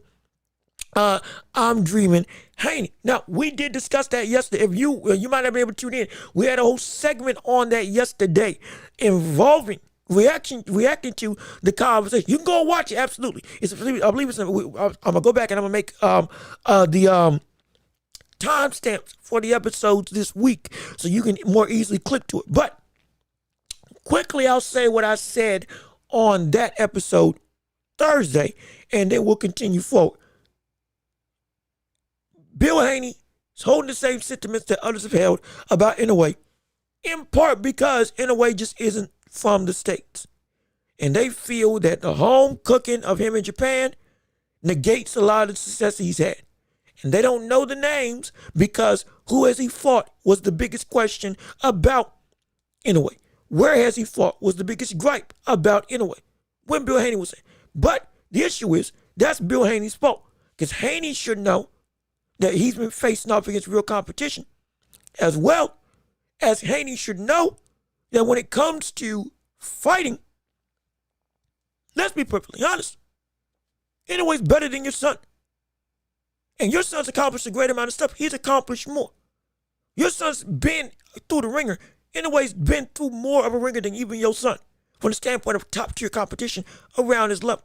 He's better than Devin Haney all around in every way. In every way. Yes, in every way. In every way, he's better. In every way, Ben Rodriguez is better. In every way, Usyk is better. But you don't hear him saying anything about them, do you? Crazy. But it's the truth. But if you want to use where he fights with the ignorance of not understanding that he's fought killers every step of the way, just because they're not glamour divisions, which is also a reason why you're holding it against him, that's just unfair. More importantly, that's just outright wrong. Ridiculous, in my perspective. You can say that you don't that you can say that you may think somebody's better. That's fine. But don't call that type of greatness overrated when you know that's a bold-faced lie. When you can't even compare your own son's career. You can't even compare your track record as a trainer to what Inoue and his own father has done. That's not a slight. That's the truth. Because y'all ain't on that level. You ain't on that level. It's truth of the matter. You're great. He's just better. And it's not manufactured. There is no fight on Inoue's career that we are debating he should have lost. There's 2 fights on your career. One of them being Lomachenko, and the other one arguably being Ryan Garcia. With Austrian and all. And we're saying that with how he looked last time, hey, brother, he made it. If y'all fight again, it might look similar. Because he looked mighty close to what he looked like against you on Austrian when he was off Austrian against Mario Barrios. Didn't look like a whole bunch changed when he actually locked in and got serious with this fight. From the perspective of the public eye. We don't say that about Inoue. We don't. Why? Because there is a clear-cut difference in you and him. There's a clear difference in you and him in skill set, and you and your son's ability and skill set and power and IQ, all of it. And your son's incredible. Devin Haney is incredible. I'm not going to diminish him. We understand what we're getting. But again, it's ignorance detracting against that and using that as essentially a cop-out response to why somebody else is so great. Yet you don't say anything about Tank Davis, and we've seen Tank not do anything of note when it comes to a consistent level of dominance that even Inoue has done. Not even half of it. But you don't say he's manufactured.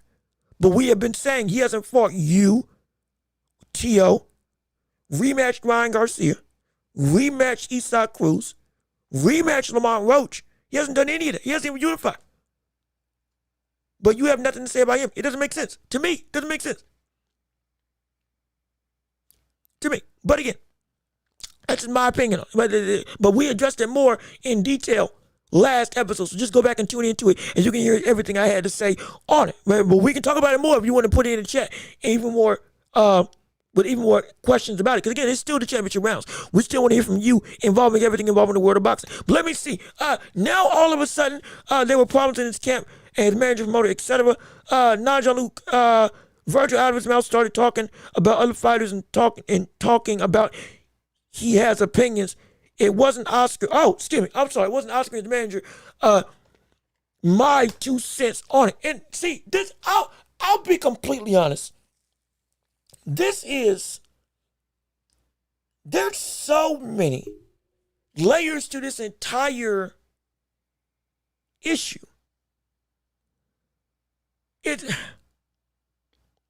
What I'm scared is going to happen. Albuquerque, I'm not saying you're right or wrong. I'm saying you, me, and others around the boxing globe that have been consistently watching this whole thing unfold.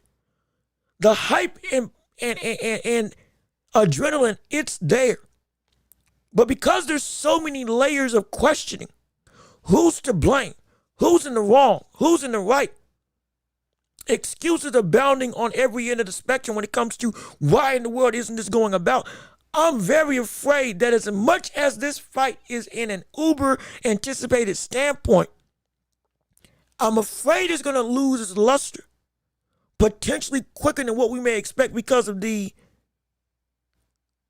not the buildup of I can't wait for it to happen, but the circus around it is going to get people to say, just like what we said, just like what we said with Jake Paul and others involved in the world of the spectacle in boxing in a negative way. The shock jock type of stuff, or the very much like, oh, there's always something happening. People lose patience, especially in this day and age when it comes to just the world as a whole. People lose patience very quickly. And waiting around and getting egged on of we're going to make it happen, we're going to make it happen. People, especially now, they will, forget it. If it happens, whatever. Tyson Fury and AJ, same situation. From the standpoint of, I lost the luster. We don't want to see it in as nearly much of a violent way as we used to. Why? Because too many laden stuff just transpired, as well as people lost. So now, the shine is gone. If it happens, great. The fever pitch left the building. And with Virgil Ortiz, this same thing happened. The fever pitch can leave the building. And I don't want that to be the case. But there's so many questions abounding as to who and why has caused this fight to not transpire. It's a bunch. The focus is now off of the characters that are supposed to be the main themes, or rather the main focus of this story that we've been hyping and building up. And then I'm scared that it's going to go into droning out. I've even said it. We've been saying it can happen this week. It can happen in the next 5 days. We're going to see something take place. We're going to see something happen within the next month. Every time I say that stuff, because genuinely I'm thinking we are going to see something happen. But at some point in time, it's going to be like the boy who cried wolf. Next thing you know, people are going to say, okay, well, yeah, sure. Well, I'll know it when I see it. Have your feelings. Fine. We'll see it when we see it. But I'm tired of it. I don't want that to be the case with Boots and Virgil, but it's getting there. It's getting there. And it's frustrating, it really is. Let me see, I agree Bill was tripping to a point, but Inoue's record over the past year has been lackluster. Now, lackluster in what way? Because Mike, if you're talking about Yi Jun Kim, that was supposed to be Sam Goodman, who put up a great performance against Nick Ball when he moved up to fight. And that was the second time Goodman had to pull out. So if you replace Sam Goodman or with Yi Jun Kim amongst that last year of operation, it was Ramon Cardenas, it would have been Sam Goodman, and then it would have been, let me pull up the rest of the resume real quick. It would have been after that, I'm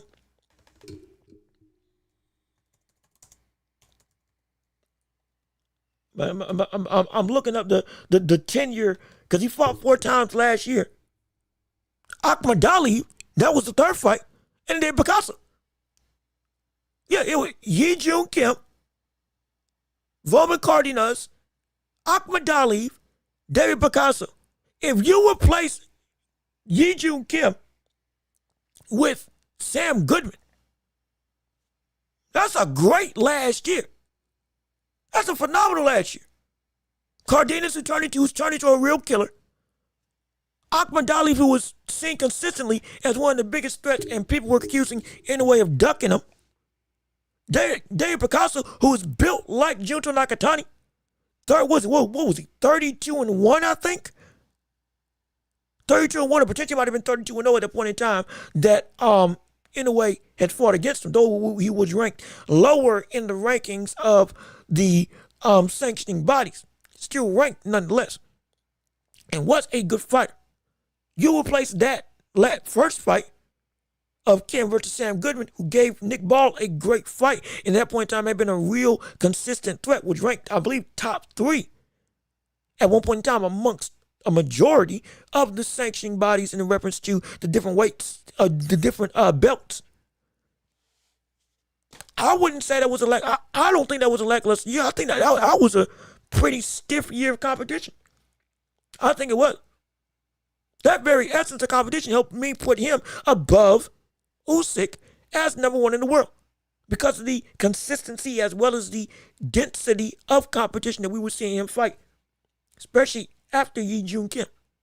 Again, at least in my estimation, which we had covered on the show. But let me see. Usyk, Bam, and Inoue are better than Devin Haney in every way. I mean, if you want to say that Usyk maybe isn't the mover that Devin Haney is, yeah, sure, he ain't faster than him. But from the standpoint of thinking, yeah, he's one of the best. We've seen him conquer 2 weight classes, dominate, still be undefeated, going up against people that had the same skill sets as him but had a bigger frame, like with Tyson Fury, and he still beat him twice. He's cleaned out. He's undisputedly the best in 2 different divisions. That's something that we are not. We're saying that Devin Haney has the capacity to beat it. We're saying he's close to that, but he isn't without a doubt. And we've given him place.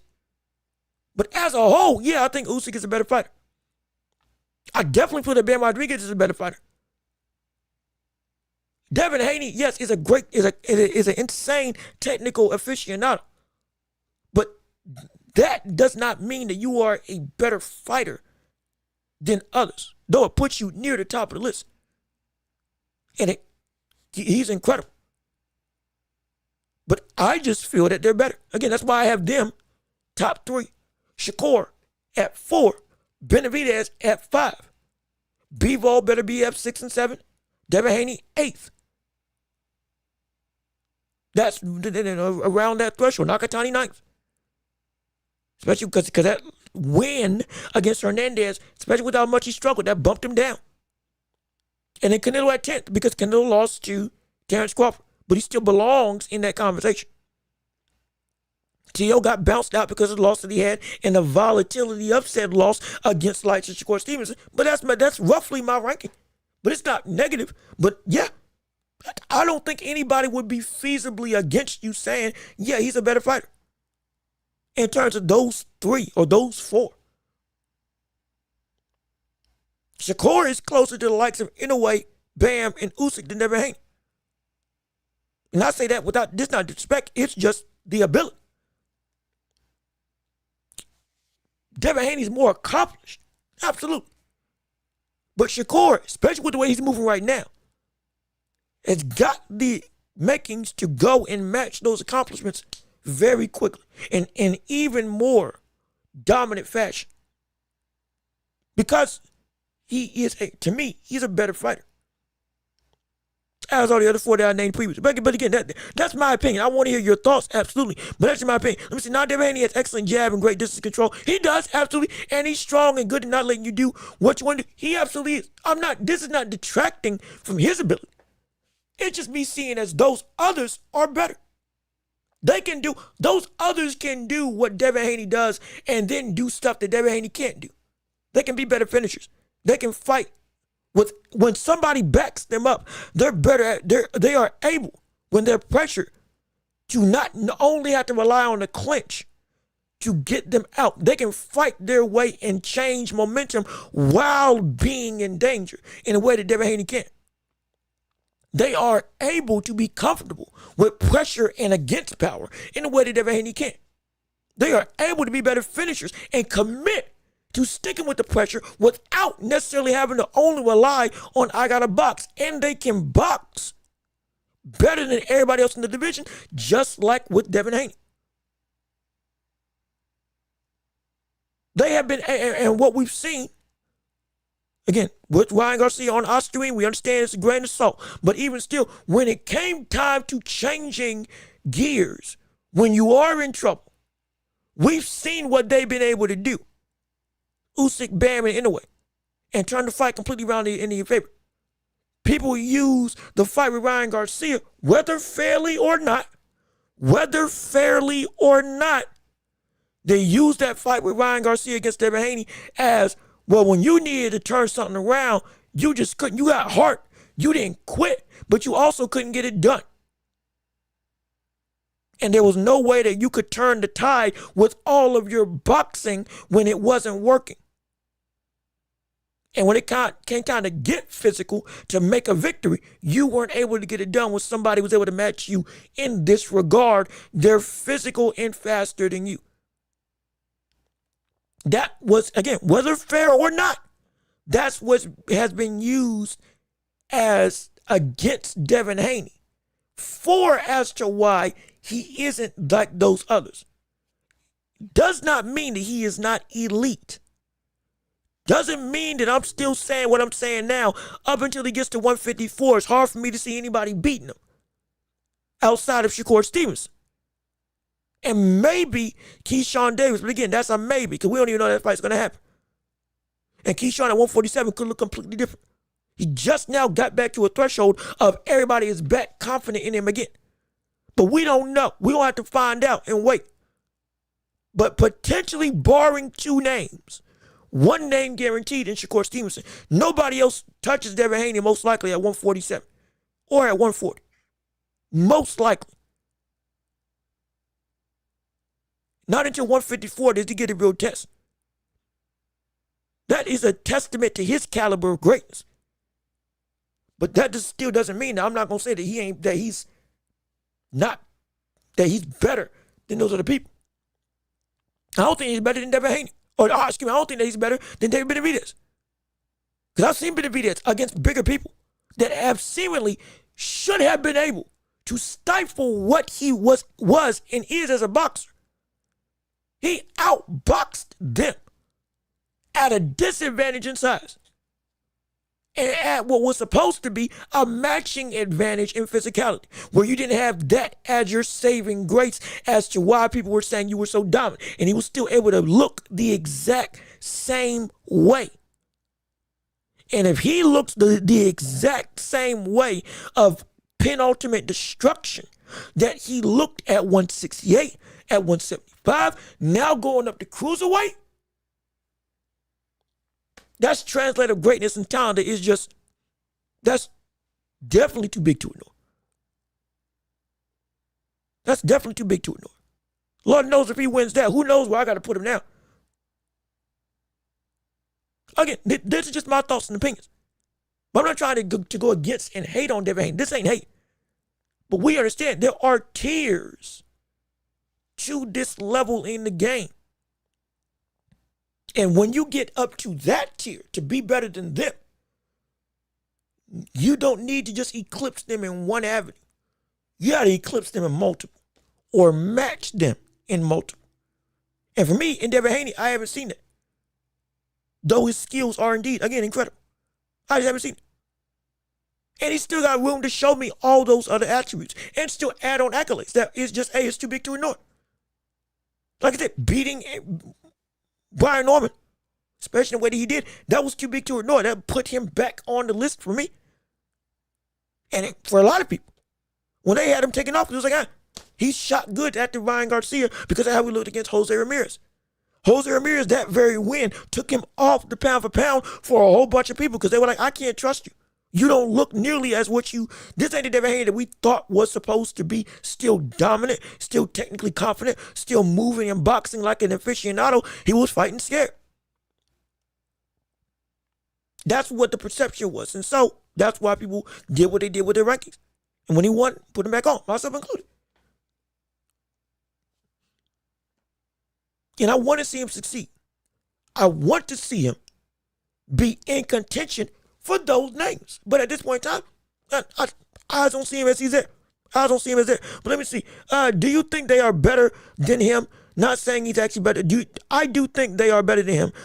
Not saying he's actually better than any of them. And I understand. I understand that. But for the people that there's some people that confuse critiquing with hating. Not saying it's you. And I'm not saying it's anybody in chat, but just as a general rule of thumb. There are some people that when you break down that why somebody is better than somebody else, it can be seen as hateful. There's some people that with Boots Ennis. When I was saying that Boots Ennis he needs to do more stuff. He needs to start fighting consistently, and that he needed to legit get better before I could fully buy into what he was as a boxer. Though I knew the talent was there, they took it as hating. But it wasn't. It was critiquing a fighter and what they needed to do to reach that very threshold. Because like we said, there's got to be a standard in boxing. We said there's got to be a standard that you got to reach to be seen in a certain light. If we dull that down for the public, then it's going to be that people don't hold it, and people don't have to be as great in order to be as great. People got to reach this certain threshold that to be great, they can underperform and still reach that same goal, reach that same identity in the public eye, reach that same viewpoint of skill when their skills haven't reached that threshold in actuality, because the bar is low. And for me, I try to keep that bar as consistent as possible. It's why I say what I say, and hopefully it's respectable. Hopefully. But let me see. Agree to disagree about Anyway last year. Take nothing away, though. He's still top 3 for sure. I mean, let's talk about Anyway a little bit more. If forget Yi Jun Kim. Ahmed Ali at minimum. Big threat, and he beat him. Picasso wasn't ranked as highly, but still a very good, respectable fighter with an almost undefeated record with dimensions similar to what was going to be his biggest threat, and he could take a punch as well. And he made him look easy. Cardenas has shown, especially since that fight with Anyway, okay, that wasn't just a fluke type of performance that Cardenas had against the likes of Anyway on that one night. He can fight for real. Those 3 fights taken into account. Moving into next year. Moving into this year, Nakatani. Big fight. Everybody, if he beats him, everybody's going to be saying, oh my gosh, he's incredible, he's phenomenal. Even with the lackluster performance, or rather the concerning performance that we saw Nakatani have against Hernandez on that same card that Anyway fought against Night of the Samurai. If we see Anyway beat Nakatani, would that be enough for most of the public to have him as number 1? Especially with Usyk now fighting a kickboxer in the middle of his reign as unified champ. And Ben Rodriguez being, again, for most people, firmly as the 3rd best fighter in the world. Would that put Anyway then as number 1? And if not, what would need to happen after that to have that spot viable for you? Because we want it to be that he has an impressive year. Because he said himself, time's winding up on his career. Do not forget that. Anyway, has said himself, time is not on his side from the standpoint of how long he's going to stay in this sport. Once he gets to 126, that's it. Per his own words. Unless he gets a second wind of all of a sudden, yeah, I got more in the tank and I want to keep on fighting. Unless he gets there. He ain't 126 is the last road. That's the end credits. That's the end. That is it. That is the final chapter in what has been one of the most impressive careers I've seen in my lifetime watching boxing. Not necessarily from history, but from watching boxing. Being alive to see, at least from the full ascension up until the end. This is one of the best I've seen from the standpoint of careers and boxing talents. But what would he need to do to impress you after this fight with Nakatani? Win, lose, or draw. Just what would be the track record of career that you would want to see? Most likely he's not fighting 4 times a year again, because he was even complaining that his, this much relentless in the gym training is taking a toll. Body aches, body hurts, but it's a good pain, but it's pain nonetheless that I'm feeling.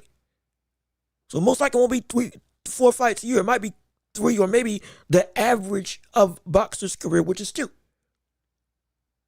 And so within that 2 to 3 fights, Nakatani and then who? If Ben Rodriguez has been talking, as he told with Showbiz to your dog, he was going to fight Nakatani next as his next fight directly after Kafu, but it wasn't able to happen, so he fought against Martinez. If we see that same trajectory, we could then see Ben Rodriguez say, okay, I'm next after the winner of Inoue Nakatani. I'm using my right as a champion from a previous division to come and move up and fight you for your belts at 122. And that could be the last fight that we see for Inoue at 122. If he gets past Nakatani and Bam Rodriguez, which would be incredibly impressive, what would be your ranking then? If we saw both of them transpire, let alone if it's both by knockout, come this year. If that's the timeline that we see take place in boxing. And that would be his 2 fights. Most likely he ain't fighting for us, so he's got 1 more. If he fought again after Nakatani, after Bam Rodriguez, hypothetically, he knocks both of them out and keeps his championship. He would have cleaned out every single. He would have cleaned out the very best between stinking 105 from comparative. You look at the perspective of talent. I'm sorry, not 105. I'm sorry, 115 to 122, with no love lost in between. Not a soul was left behind outside of those who kept getting injured, like with Sam Goodman. Would that be enough to solidify, okay, yeah, he should be the best without any reproach?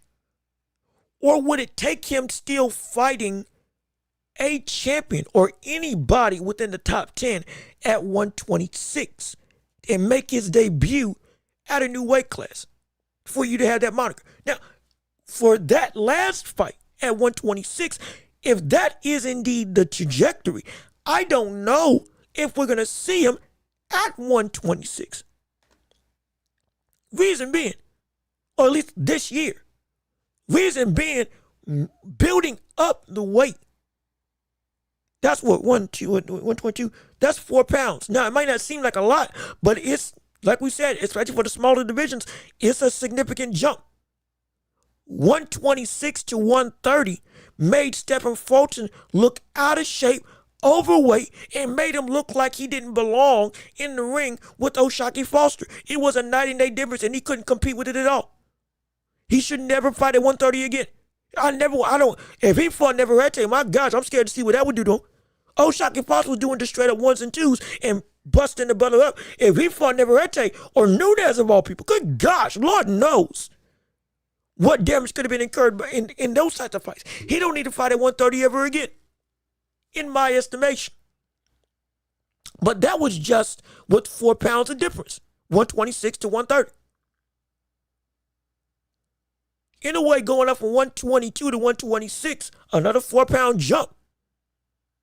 That isn't just a walk in the park, and I don't know if that is the route that he takes, that he would fight again this year and slowly build up his body to make the weight comfortably next year.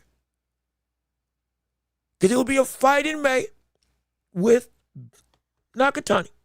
It would then be a fight June, July, August, September, October, November, probably November, 6 months afterwards, that he would then get a fight with Ben Rodriguez, if that is indeed what's in the cards. And then probably by May next year, he gets a fight at 126. Potentially with a champion. Potentially with Brandon Figueroa. Potentially, what would be insane would be potentially fighting Espinoza. Good gosh, as a first fight at 126, that would be preposterous. That would be ridiculous. I'm dead serious. Brother, if he went and legitimately fought Espinoza at 126, that would be insane. As his first fighter, that would be preposterous. But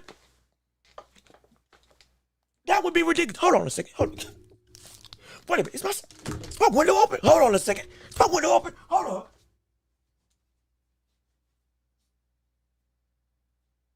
Okay, never mind. Never mind. I thought it looked like my window was open for a second, and I just realized it.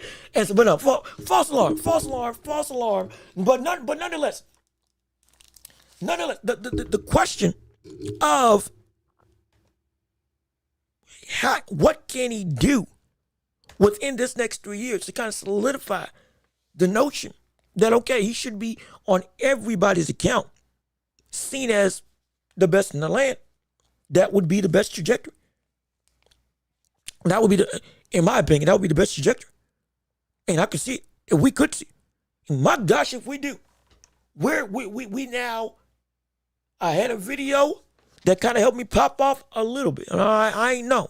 But I had a video pop off a little bit that kind of got people invested in this channel. Talking about, in a way, being not just the king that you never heard about, but transcending eras in boxing. And in the same way that we've talked about with some other people, he goes through that gauntlet within the next 2 years. Nakatani Bam, but potentially the rest or the entirety of 126. I would be remiss if I didn't say that we're looking at potentially a top 10, at minimum a top 15 fighter that we've ever seen in the history of boxing. Because what we fail to recognize when it comes to this sport, there are times in a sports tenure that, yes, somebody comes along and they do stuff incredible. But there are other times when we've talked about sports at some point, they sometimes hit a plateau of skill. Not saying it doesn't always get better, but like what was or what is currently is the best iteration. And sometimes the scales of jumping up in evolution, as the sport naturally will, take some time before it ultimately evolves yet again in a big jump. We saw it in the NBA, from George Mikan to, when you go from George Mikan to Bill Russell and Wilt Chamberlain at the same time, that was a huge shakeup. Bob Cousy as a point guard, huge shakeup. Then you get into when the ABA merger took place.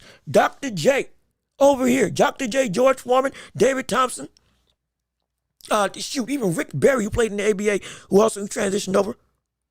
Ralph Sampson. You saw the Walt Frazier. You saw the shifting and guard of the style of play. Another huge jump. Connie Hawkins, who kind of helped to kind of proprietor or kind of that above the rim style, elevate that even more immensely. Or rather was one of the grandfathers of that iteration that even Dr. J took heart from. Elgin Baylor also within that earlier era, within the kind of late Jerry West era in basketball, as he was older by the time they almost won a championship. He retired the year after he retired. They got to one, but a precursor to the high-flying style that we see take over the NBA today. Big jump, or started with big jump. Then Michael Jordan, Magic Johnson, Larry Bird, big jump. More importantly, Magic Johnson, Larry Bird signified a huge jump in the NBA landscape of how to play ball. Bigger people having skill sets of guards that you shouldn't have. Next thing you know, Michael Jordan comes in, changes the whole dynamic of how teams even make up their offense, make up their game plan, make up their identity as a unit. Having guards be the focal point. He helped to shift that entire dynamic. For real. And then 2000s, Kobe Bryant, Shaq, the duos of the NBA. Then 2010s, LeBron, Curry, KD. And now you see, since then, the biggest jump we've had in terms of, oh my gosh, Victor Wembanyama. We've had, you got Anthony Edwards, absolutely. You've got still a bunch of young stars that are looking Shai Gilgeous-Alexander. Great. But it doesn't, the jump outside of Victor at 7'5", moving like a guard legitimately, it hasn't moved in that vein. Everybody's saying now it looks the same. The plateau before the next evolution is starting to peter out a little bit. If you listen in, even if you watch the game, and I love basketball, and I can say that myself as well. The talent is at an all-time high, but also at the same time, the talent somewhat has been playing the same. The uniqueness of the game in some aspects hasn't had the same feel or appeal, though it's still one of the best iterations of basketball to watch. You see the signifiers of eras where everybody had their own flavor. One of the issues is people starting to say it kind of feels a little bit, everybody's doing the same thing at the same time. You got some people that got their staples, but on the whole, every star or a bunch of stars use a similar dynamic of what makes them great. It's not bad. It's elite. But that uniqueness feels like it's kind of gone. In boxing, somewhat that can be attributed, while we got a cast of characters, while we got a bunch of stars, a little bit styles going away, eras changing and moving. What is considered good and bad, or what works and doesn't work in boxing, has changed drastically. But now, the appeal to some degree because of that, I don't want to say sameness, because you can still bring up people. Terrence Crawford, unique. In a way, yes, unique. Canelo, unique, absolutely. You can bring up Benavidez, unique, absolutely. But some people, especially for those casuals, may feel, it's just a fight. And the flavor, like you have with Ali, Ali, Foreman, Frazier, Ken Norton, Jimmy Young, all of whom fought in a completely different way, all at the same time in just one division. Leonard, Hagler, Hearns, Duran, completely different in one division. Oh my gosh. The shock and awe, the colorful uniqueness. Archie Moore versus Rocky Marciano, completely different style, though similar in game in what they were trying to do. Georgia Joe Walcott, my gosh, versus anybody, looked completely different. Joe Louis and Ali, the transition in the guard, same time. Floyd Patterson going up against Floyd Patterson going up against Ezra Charles. Ezra Charles, with the flavors you can bring up amongst everybody. There's a stark difference. Henry Armstrong, stark difference. I'm not, again, mostly people around that unique flavor, around the same vein. Most of them fought like 20, 30 years. And it was the diversity still stands true. It does seem like we have a lack of diversity in styles in boxing. And yes, that's true. And I'm using this, again, all this point. I'm not trying to drag on.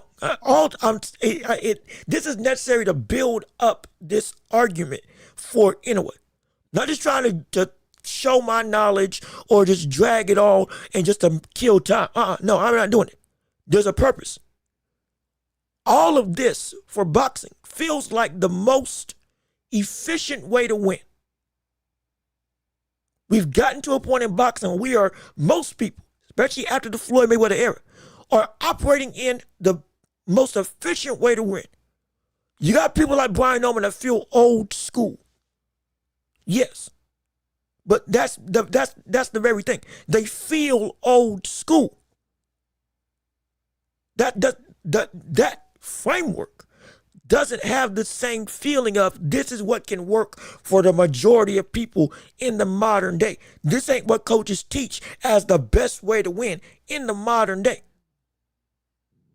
But even though it can still work, because it's not the most efficient way to win.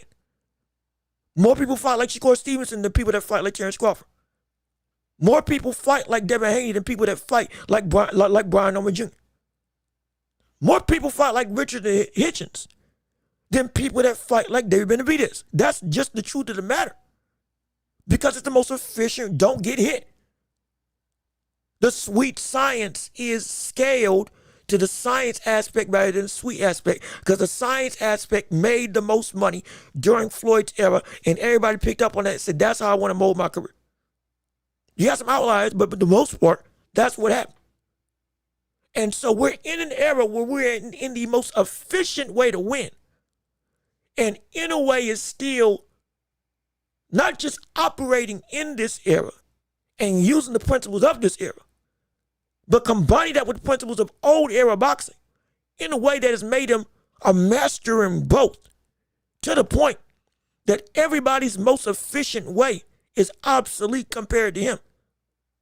And he is all of a sudden standing out as a beacon amongst what's supposed to be the most efficient, ethical era in boxing. When it comes to technicality, we've stripped away the worst parts of the sport and have only kept the most effective parts to be what this boxing game is supposed to look like, which is why everything looks similar. Just like with the NBA. Three-point shooting is the best way to build a lead, keep a lead, or come back and take a lead. That's it. There's nuance, yes, but the whole, everybody runs the same, similar style of offense, even if it's got its own quirks. And yet, amongst all that monotony, in a way, is blowing everybody out the water. Doing it in a way that, mind you, is being held against him. He gets hit too much. You can't call him the best in the world if he's getting tagged and getting knocked down. He takes too many chances. He's too reckless at times that people feel like you shouldn't be fighting like that. Why are you putting yourself in this position when you know you can't get caught? Overlooking, and I've said this earlier, overlooking that because of those chances, he's able to operate in the way that he does, and he's good enough that he can operate with that risk because he knows what to do in the worst case scenario in every single vein. Yet that's held against him. We're looking at somebody that if you put him in every other era, he would be just as dominant. He would be just as good. I'm not saying this because of Glaze. I'm saying this because you watch him fight and you watch the greats fight. You couldn't say that he couldn't match up. And I'm not trying to say, and again, I see you. He does get hit too much in my opinion, but that's his style. He puts himself in harm's way to get guys out of there. That's the risk and reward. This right here. Risk and reward. This is something, again, I'm not saying you, but for a lot of people, this idea of risk and reward where it's too great to go and take the risk in the first place, for a lot of people, deems people as somebody's just a brawler. They're not as technical as you may seem. Mind you, Sugar Ray Leonard took a bunch of chances in his entire career, but he was good enough and fast enough that he could afford to do that. But he took a whole bunch of risk. Pretty Boy Floyd took a whole bunch of risk earlier in his career from the standpoint of when he was a knockout puncher, but he was able to be so smart and so elusive while in the midst of that danger. Yeah, boom, yeah, I'm good. And if he did get caught, when it was few and far between, he could take it. Marvin Hagler, brick wall of a chin. But we don't ever diminish the technical ability, even though he was a destructive puncher and arguably the greatest middleweight we've ever seen in boxing history. At least amongst that top three. The risk and reward should not be seen as a detraction for somebody's skill. But for today, it is. Because it's not efficient. And as you put it in the chat, his style is why he does that. And his style it hinges on, risk and reward, but it's because you know how skilled you gotta be to be able to fight like he fights. Mind you, we've seen people put their hands down and evade people left, right, and center and throw counters and shots against bums. He's doing it against reigning world champions every single fight of his career. Most of the fights that he's been in have been against people that are top 5 or straight up number 1. And he's had 20, he's what, 30-something? Was he 32-0, 31-0?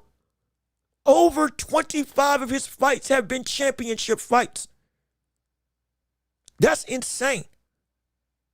Over 25 fights have been fights where he's a champion. Straight up. Or is facing off against somebody else who is a champion. And he's been doing the same stuff that you see people like Ennis do against people that are too slow, too fast, or just ain't nearly as great when you're building up cachet. The same stuff we saw Ben Whitaker doing to people that were, again, with all due respect, bums to build up his resume with all the flash and circumstance. He was doing that against active world champions that were some of the most dangerous in the division. But it was held against him. But when we value risk and reward, we can't look at it as necessarily, oh, you're getting touched, hence you're not that good. Which Albuga, I know that's not what you're saying. You're saying, for you, yeah, you think he's getting hit too much and you would want him to be even more sound defensively. I understand it. That can be an absolute critique. No question. No question. I'm not denying it. What I am saying, though, is that to be this dominant understanding that he's been taking these types of risks, and yes, he does get caught more than I would like. But even with that being the case, he has been still be able to fight in a near flawless manner. And whenever he does get tagged and hit, all of a sudden he then ups his own game to where that doesn't happen to him again in the fight. We're seeing a unique style that is built off the backs of older history.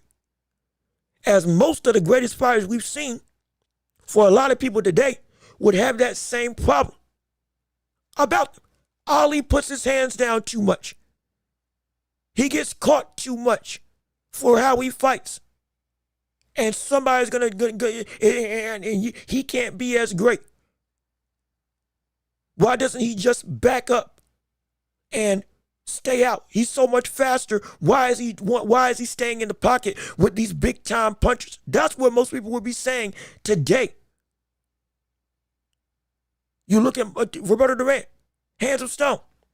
He was doing a great job with being able to move his head and change head slots, going through and being able to operate on the inside. And people were saying, you're so much faster than him. Why don't you just use that hard jab that you have and stay away? You can box with the best, or you can box with anybody. Why risk you putting your head in danger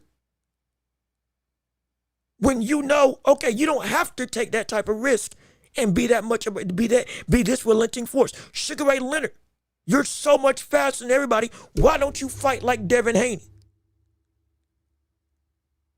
I guarantee you, people that were Devin Haney fans, that are Devin Haney fans today, would say if Sugar Ray Leonard was fighting right now, they would have the detraction of, hey man, this cat's taking too many chances. Shakur fans would say that Sugar Ray Leonard was taking too many chances. Why are you getting hit? You're too quick to be getting hit. You're too quick to be getting caught. You're too quick to not be able to use your jab as the best weapon to go and outclass anybody, because that's the only weapon that you need. You don't even need your right hand because of how fast you are, how speedy, how much of a reaction every fighter you can be. You don't need to fight in this dogged manner. Why did you stand toe-to-toe with Roberto Duran? You could have just stayed on the outside and beat him all day long. Why did you have to go toe-to-toe with Marvin Hagler? You could have boxed him and taken straight up and been able to go and take him out of there. Or been able to go and win the fight. That's what it'd been. It wouldn't have just taken that. It wouldn't have just taken that for Ray Leonard to win. I'm saying that's what fans would have said of today, because what their precursor to is to take away this idea right here, risk and reward. A great fighter isn't just one that is able to get the reward. That's why we always say, a great fighter isn't one that is just able to get the reward of winning. A great fighter is one that is not just that gets the reward when there is risk involved. That's why we always say it's not just about if you win. How you win is just as important. It's not just about you going out and getting the victory, though that is the ultimate thing that needs to happen. How you get the victory also plays into the identity of who you are as a fighter in the grand scheme. We don't hold it against you if you can't get touched, or you're being so defensively minded and playing it safe. Again, Napoleon Loche was one of the greatest defensive fighters in history. 125 and like 10. He could put his hands down and not get hit at all. Slipping through jabs literally by just rocking side to side. One of the more under-respected utilizers of the Philly shell that we've seen in boxing history. And was barely getting knockouts, but was still entertaining the crowd because he would be on a tightrope of essentially just, it's easy work. And this brother was smoking about 20 packs a day while training, while mid-sparring. And he was doing stuff like that.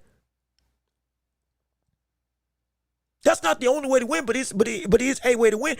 I respect that just as much as I respect somebody that's just throwing blows left, right, and center and trying to knock people out with reckless abandon. Sure, because it's all fighting, but at the same breath, the special fighters are able to look risk in the face and say, I can take it.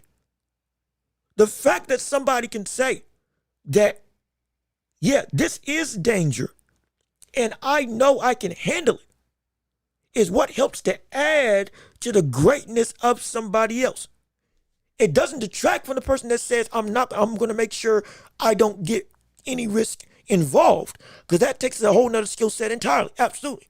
But it's another thing to be able to look risk in the face and say, with the reward teetering in the balance, I'ma still operate in perfection. That's hard to do. Knowing that you're putting yourself in danger. It's difficult. And it shouldn't be disrespected.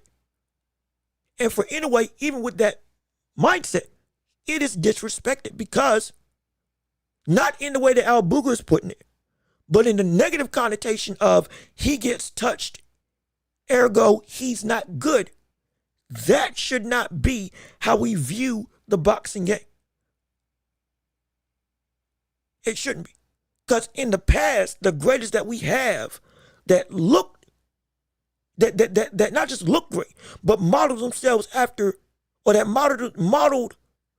that are being modeled by other people as the gold standard, they fought with a similar vein and mentality and risk that we see with Inoue right now. But we don't hold that against them. In part because we view it as it's another era and everybody was a dog. Which is true. But at the same breath, now, you see what Inoue, Terrence Crawford, Benavidez, fighters that fight in a way that is a callback to an old school style. Even the likes of Usyk. That risk is exactly why their greatness is so profound. Because unlike the other spectrum where we control and don't let risk happen in the first place, which is incredible, they invite risk and say, in spite of risk, I go and make something beautiful. And I go and accomplish the world. I go and conquer the world. Knowing that I'm not avoiding the risk of danger. Because of that risk of danger, I'm able to fight like I fight. It's a testament. It's a different skill set, but it's a testament that shouldn't be detracted against. And it should instead be seen as, oh my gosh, yeah, everybody can't do that. Everybody can't do that. They can't. And which is why it should be held to time. Let me see. Devin is one of the best boxers in distance boxing while backing up. He is. Absolutely he is. Let me see. Also, Buck Crawford, what's going on with it? Salute to you. Absolutely. What's good, Jean-Luc? After you're done with the stream, we're going to Popeye's food. Oh, hey, look, hey, look, cash at me and I got you. Cash at me and we're going to buy some money. We're going to buy I can go for a nice, good lunch or dinner. Absolutely. No question about that. Also, Popeyes, hey, sponsor me. Hey, we can have your poster right on that door. We can have your stuff. We can have promos going across the screen right on you. We can have segments right on this door. If you if you want to come through and respond, but again, we're having great conversation. We're having discourse. Before you all came in, but before you came in, we were essentially talking about, in a way, being able to be detracted because of his risk as to why he shouldn't be seen in some people's eyes. Not anybody in the chat, but just in general.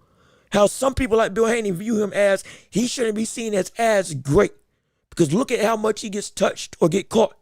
When in fact, that is a testament to what helps bolster his greatness, similar to others in the history of boxing. It wasn't just not getting hit that made people so incredible. It was people knowing that they could get hit and would get hit and still make beautiful art out of the fight without negating the risk, which is what makes it also incredible. That's how Anyway fights. He doesn't negate the risk. He operates in the risk, and it's such a hard thing to do, but it's so incredible to see. But let me see. I think any gives problems to Shakur for sure. If you're talking about Devin Haney versus Shakur, Haney giving problems to Shakur Stevenson.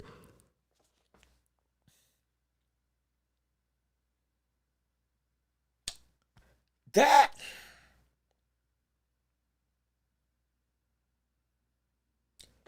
I'm going to say this.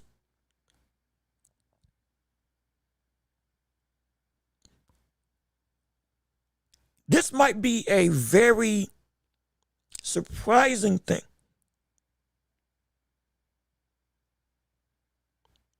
I've said in the past, and I said on the show, Shakur is the only other test for Devin Haney at 147 or in any vein of 140 and 147.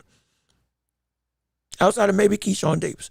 With that being said, if Shakur and Devin Haney did fight against each other, I would pick Shakur to win. I'd pick him to win.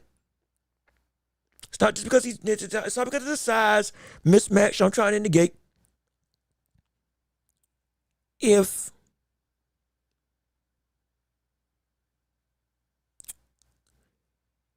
Devin Haney and Shakur share one thing in common, and I got Shakur over everybody in that weight range, no problem. Absolutely. And with me saying that I got Devin Haney losing to Shakur, I'm right there with you. I'm right there with you. And you got boots over everybody. Yeah, outside of Ortiz, which I still have boots winning, I got boots over everybody confidently in this division. Even 160, I think he should be able to still be dominant if he ever goes and fights up there. But the one thing that Shakur and Devin Haney share in common, that especially with what they had in their most recent fights, when they got the respect of the opposition, it helped made it a foregone conclusion they were going to win the fight. They will get control. If Shakur gets Devin Haney's respect, Shakur's going to win that fight absolutely. And I don't think that Devin Haney will be able to get Shakur's respect with his newfound power or sting on his punches if they do ever fight each other. I don't think so. I don't think so. And the reason being, Devin Haney, it goes back to that fight with Brian Norman Jr. and the fight with Ryan Garcia. Shoot, and most of the fights he's had in his career. It's not just the fact that I think Shakur is going to be able to have more pop than we may feel. But it's the fact that Devin Haney, as a boxer, he's easy to lose his foothold on retreat. I think I put out a short about this. He's quick to lose his foothold and foundation on the confidence of what he can and can't take if you're able to land something that is substantial in any regard. Shakur, that's not the case. Jab or otherwise.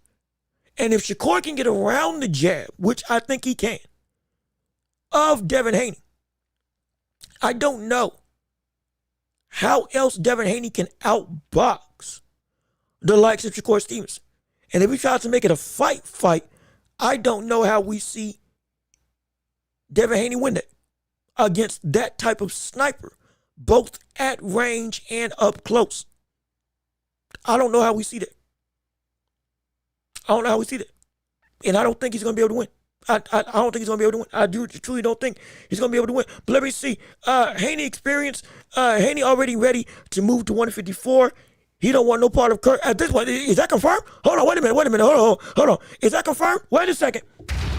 Let me look that up myself. It's now again, he's been talking about it. It looks like, yeah, he wants to move up. It looks like, yeah, that he's gonna go through and make it happen. That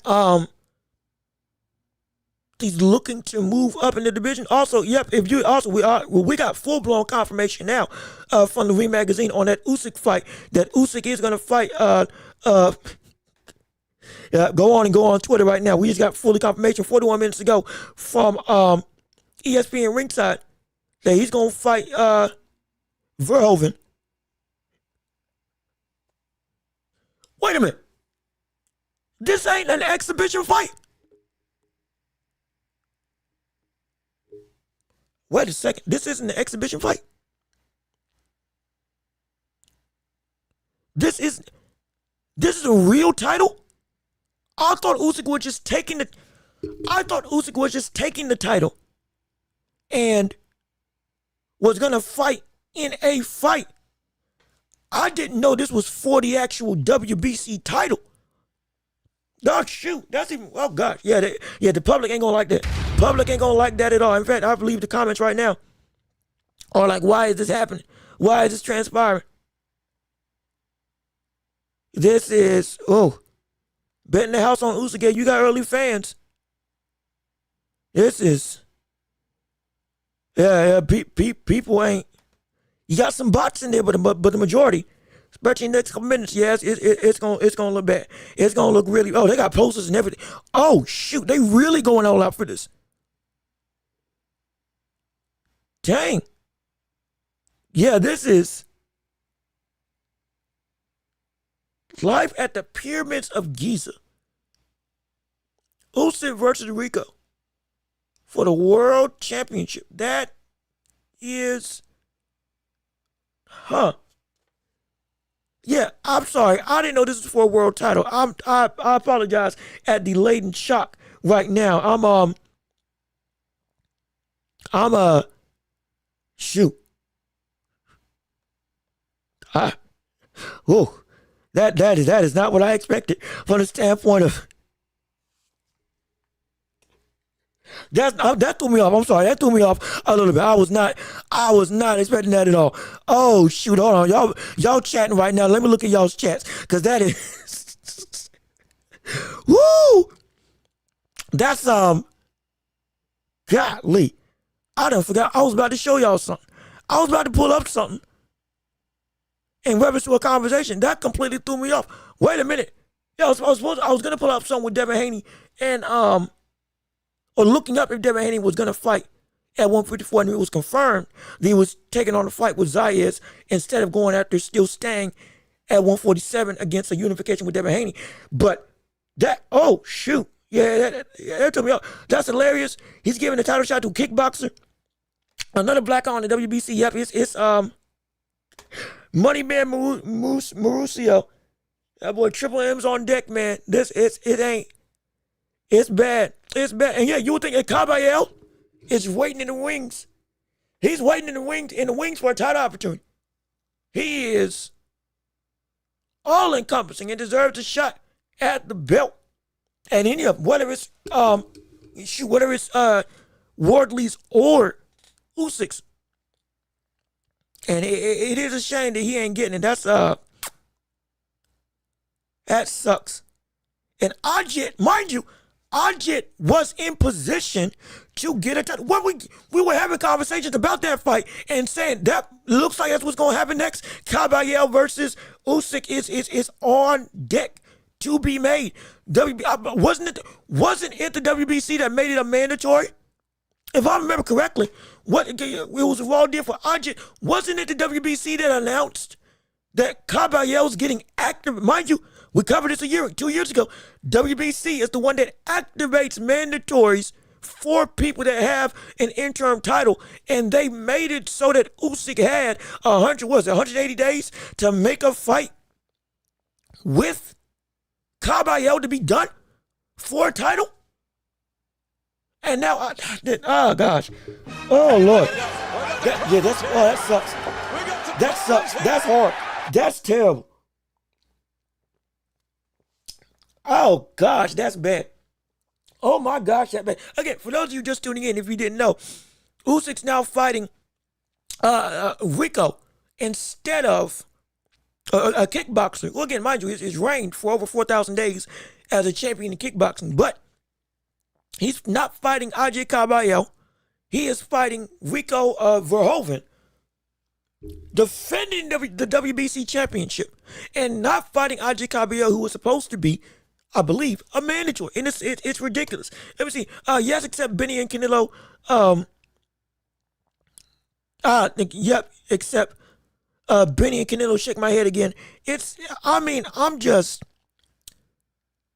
Oh gosh, man. This is why people are looking at Zuffa for all of the problems that we may see come about. Well, this is why they're looking at it as a legitimate, viable option. Because there's at least a level of felt consistency that may come about if Zuffa does what they did in the UFC. There's some stability. If I'm going to get what I deserve with the track record of what Dana White has done with the UFC fighters from the standpoint of opportunities that you earn for titles that you've been working for. Every time we do something that has Zuffa on the back burner. Even just yesterday, we were talking about the deal that we had with Conor Ben. $15 million for Regis Progress. My gosh, they overpaid. My goodness, Jaya Pataya is starting to send some warnings. Hey, I signed with you. I'm believing in y'all, but y'all better keep y'all word and make it so that we get undisputed. That better be the only goal you got for me. After this fight with Glanton, it better be I get my shot that y'all said y'all were going to get me for undisputed. If I'm signing here long term, we're talking about whether or not these multi-fight deals will be able to be a consistent thing with big-time stars, and the concern of him negating the UFC might sour interest in Zuffa and in the UFC brand as a whole, and make it so that one ship is trying to rise and the other one's sinking because people are sabotaging. A mutiny, per se, amongst the UFC fighters could be on the position because they feel like they're drastically underpaid. All of that can potentially happen. And Dana White has some big concerns. And even with that, he still looks like a viable opportunity because of the very essence that the sanctioning bodies are and how they operate in some of the most untrustworthy and money-grabbing type of ways. We still got Suleiman not making extra belts, but instead making trinkets like chains that every champion wears. Wasting money on gold and other brands to push their brand out there instead of, again, being able to have a more robust plan, of taking care of retired fighters. And further implementing why their implications of taking 10% from boxers is worthwhile across the board when it comes to sanctioning bodies. Not just with the WBC, but primarily WBC is the biggest problem that's making this so egregious. Amongst other things, it's a problem. This sport keeps shooting itself in the foot to allow other people to open up and make something happen. Not saying we don't want it to take place if it's good, but even questionable entities can come through and be able to have a foothold. Why? Because people are just looking for somebody to trust. And right now, there ain't many people in boxing that you can trust. There ain't many. There's some, but ain't many. Let me see. In Egypt, I hope they retire the belt to Usyk and give it to Caballero. I hope. And my gosh, in fact, is that where Caballero is from? Let me see. Is he from Egypt? Andre. Oh, is he German or is he Egyptian?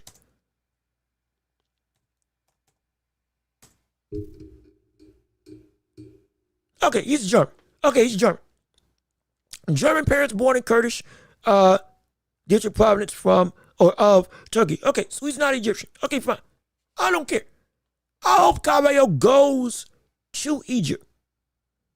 Watches Usyk beat the brakes off of Rico Van Hoven, and then essentially demands that he gets his title shot.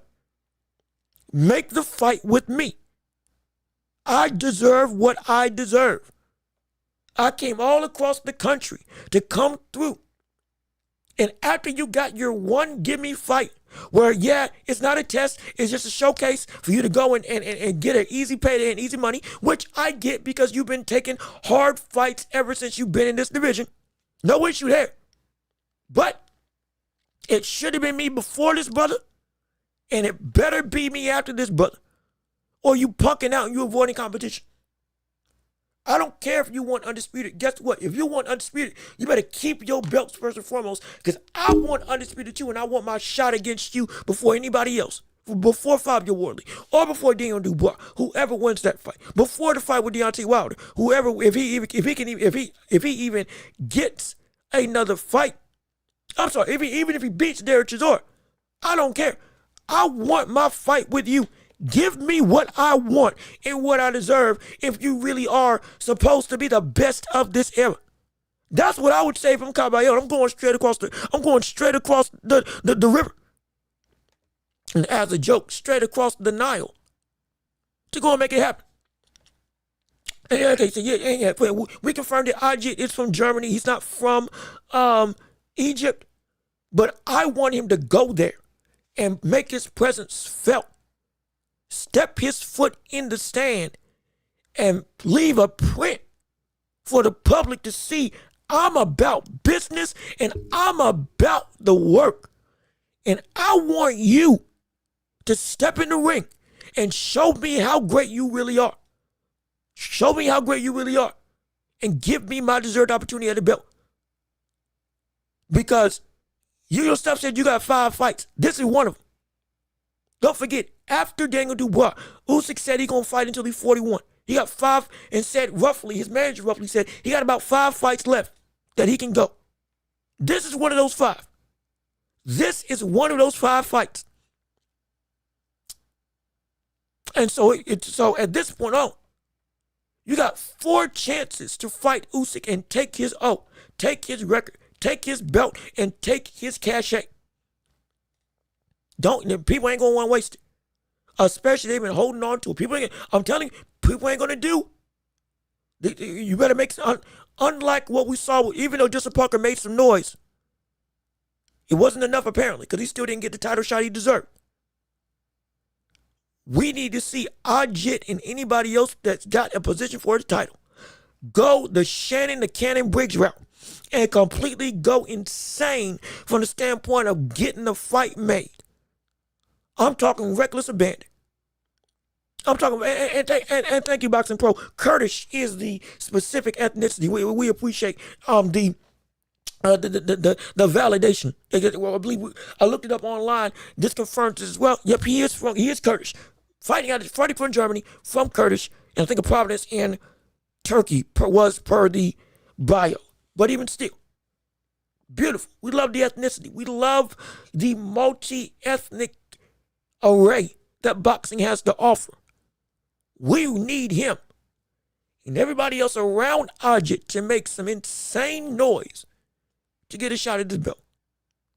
I mean, talking reckless. Get disrespectful if you got to. I dare say take a page out of Keith Thurman's book. Take a page out of Shannon Briggs' book. And go crazy. Because I'm telling you, Fury, Usyk, AJ, they ain't going to be around for long. And if we want to have somebody pass the torch and continue the lineage per se, if you retire undefeated, you retire undefeated. Absolutely. But we don't want it to be that this lineage of the current ring or lineal champ goes away on a whim without any noise of, okay, he fought to defend it and fought hard to defend it and took an easy fight. We don't want that. If somebody gonna take it, we want it to be there. It's somebody that is worth their weight in some salt. And I just one of them. That brother deserves a shot, man. The fact he's fighting Rico is, and not even Deontay Wilder. And I was saying Wilder didn't deserve a shot either, but he deserved it more than this. A 1-0, a 1-0 boxer, who, mind you, is arguably the greatest heavyweight kickboxer in history. I've even gotten to see some of his fights in kickboxing, in glory. He's insane, absolutely. There's a reason why kickboxers don't always translate over here. Because this is a different spectacle. And Usyk is way above his level. Way above his level. It shouldn't be happening. It should not be happening at all. But let me see. Teddy Berkshire, you back in the chat. Someone said Caballero. I'm here. Yeah, no, we talking about Caballero not getting a shot against Usyk. Also, Rose City, what's going on with you? Hey, how you doing? Good to see you. Thank you so much for tuning into the show. We're happy that you're with us on today. We appreciate you coming out. Hopefully leaving a like on the stream. Hopefully you're sharing the show. We are in the championship rounds, which for this segment or the entirety of the show, you all drive the conversation. We're at about 2 hours and 39 minutes. We're going to do about 15, 20 more minutes, and then we're going to wrap it up and send it home. We've had a plethora of conversation. We talked about Keyshawn Davis and him fighting against him as a fighter against Devin Haney. We talked about Devin Haney as a fighter potentially at 154 against Boots Ennis or Xander Zayas. We talked about Shakur Stevenson. We've talked about can Boots be pound for pound. We've talked about Naoya Inoue. Is in his position in his next 3 fights. Where would he rank if he was able to go and fight the likes of Nakatani, Ben Rodriguez, and any of the champions at 126. We talked about Inoue's greatness as a whole and why his detractions against him should not be detractions against him, per the words of Devin Haney, or rather per the words of Bill Haney, and others around the boxing sphere that feel that Inoue's record, legacy, and greatness are manufactured per their words. But anything else in response to that or so much more, we want to hear from you in regards to everything involving the world of boxing, man. So I appreciate it so much. You dropping facts, bro. I had to salute. Hey, man, I'm a subscribe. Hey, look, hey, we got another one. Come on. We got another soldier in the army of the empire. Welcome to the squad. Welcome to the community. We're so glad that you're here joining us on the greatest community, on the greatest show in all of the globe. We do this Tuesday, Thursday, Friday, every single week on in the afternoons, as well as we call live fights in boxing for the more bigger laden events. And we talk about it afterward. We got post shows, we got pre-shows, we do everything under the sun. We have debates and conversation, and we can't do this without you all. So we appreciate you being here. And please keep on liking the stream, keep on sharing the show, spread the love, let everybody know this is a welcome community. We want everybody involved. This is a place of discourse. We're gonna laugh, we're gonna learn, we're gonna have some fun, we're gonna argue, and we're gonna enjoy the fight game and enjoy the sports world as a whole. We also talk about the NBA, we also talk about the NFL. We're a sports show primarily dealing in boxing, but we can touch on everything else as well, no question about it. And we're so happy that you're here, and welcome to the squad, man. Welcome to the army. We're so glad that you're here, and hopefully you want to stick around as long as you would like to, no question about it. But let me keep my reading. Let's talk about Keith Thurman getting battered against El Chicante. Oh, shoot. Hey, man, we touched on this earlier. We might as well start giving real predictions now because the fight's getting closer and closer. We are in the midst of a scary time because if Thurman is looking slow, he gonna get knocked out by Fundora. He gonna get knocked out. It's gonna be bad. It's gonna be bad. I'm scared it's going to be bad now because he looks lethargic. He looks weighed down. We touched on this earlier. Not trying to beat a dead horse for a conversation with people that were already here, but he can get knocked out. This comeback can end by March 28th. That's it. And he's never been KO'd. He's been knocked down, and he hasn't been knocked out. But why? It's not just because his chin isn't good. His chin is good in terms of Keith Thurman, but it is the it's the age and the lack of movement and the lethargic nature of what we see for Keith Thurman in sparring, which again, I'm taking that with a grain of salt. I said before, maybe he's wearing a weighted vest, and that's why it looks like he's moving slower because he's hiding under that big coat. Maybe a level of extra resistance to make it so that on fight night, okay, I can move with the blazing speed I used to. I'm not saying it's real. I'm speculating, trying to get potentially an out. But if it's straight up that he's just slow like that, yeah, Fundora's going to have a very easier time being able to operate as a longer fighter, which now he is more willing to do than he was early on in his career, up and coming and becoming a champion in the fight. He loved working on the inside. He loved throwing those uppercuts with those 80-inch arms. But now he's gone through, he's working with the right hand. He's working with the jab, slicing hooks at distance in the mid-range instead of simply working and waiting for you or obliging you to work on the inside. If it does get there, it's now an avenue, but it's not the only main course of action that we can see Fundora fighting, which is beautiful. And since that's the case, Thurman's going to have to duck, move, dodge, slip, react, parry, block, and do everything under the sun to close the distance on what is going to be, I think it's what, a 7-inch weight, a 7-inch height advantage with a nearly 10-inch reach advantage. That's a lofty goal to take part in. That's hard to beat for anybody.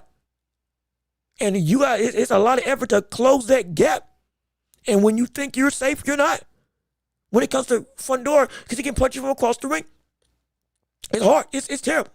From one standpoint of it is ridiculous. And you got to be on it, cardio-wise and from the level of avoidance. Because we saw what happened to Tim Tszyu. If you can't move your head, not only can you get cut up by them elbows, but you can straight up get beat like he got beat the second time. He had to quit. Because a towering inferno is exactly the worthy name, because we're dealing with a brother who will indeed burn you alive inside of the ring. He's like an effigy. That's what he is. He's like an effigy. He's like you know that stinking Burning Man festival that they have, where everybody's out in the middle of the desert doing Lord knows what, but going through it and having that big tall statue, whatever, and they burn it alive and they all have him dancing around the music or whatever. He's a moving version of that. And whatever he touches, but it's going to burn asunder. Why? Because it's so much length and strength that he's able to go and tag you with a relentless ability. Even if it goes late. It's going to be hard, man. It's going to be hard to deal with. Let me see. The millions of injuries, real and fake, once upon a time, Thurman, basically he can hold his own inside and have no chance from the outside. Yeah, that's what he's going to have to do. And he got a decent chin. He does. And it's going to be tested. This will most likely be outside of, outside of Manny Pacquiao. Because he even talked about the power of Pacquiao when he fought against him. Those hands felt like stinking cinder blocks. This would be the hardest puncher he's faced from the standpoint of out and out power. Somebody who arguably can move up and be even more destructive in terms of Fundora with that type of leverage. This might be the hardest puncher we've seen Thurman face, or at least the second. So it's when I say it's gonna be, he's gonna have to endure. Thurman's gonna have to endure a lot of pain. You have to endure a lot of pain. And we look at Tim Tszyu as saying, oh my gosh, I can't believe you quit. I can't believe you sat down on your stool. And I don't think it's just because Tim Tszyu has lost a step as a fighter. I think like Tim Tszyu recognized, hey man, I can't do anything with him. And I got the power better than Brian Mendoza to be able to land a knockout shot. And I'm a better fighter than him. I should be able to have better ability to do what has already been done before. And I just can't. That not only has he gotten better, but he has become a bigger force, not just in size, but in execution. And Thurman, the body has to keep up with the mind. It's got to keep up with the mind. If the body can't keep up with the mind, there's no shot he can win, in my opinion. There's no shot, in my opinion, he can win. He can win. Let me see. My coaching for Thurman is to attack the ribs and liver, forget about the head, keep rotating around his wrong hand, and keep attacking the body and grabbing. Yeah. You're going to have to pick them apart downstairs, break a whole bunch of windows in the basement, and then surprise him with a hook upstairs. It's going to be an overhand. It ain't gonna just be a straight right. It's gonna have to be an overhand that comes from where Fundora doesn't see it coming. Because mind you, I believe he's shorter than Tim Tszyu with shorter reach as well. So Tim Tszyu could land with the jab and straight right in a better succession because of that extra length that he had in his reach. But Thurman doesn't have that. He doesn't. This is probably coming up from 147. They had closer dimensions to Manny Pacquiao, even though he was bigger than Manny Pacquiao.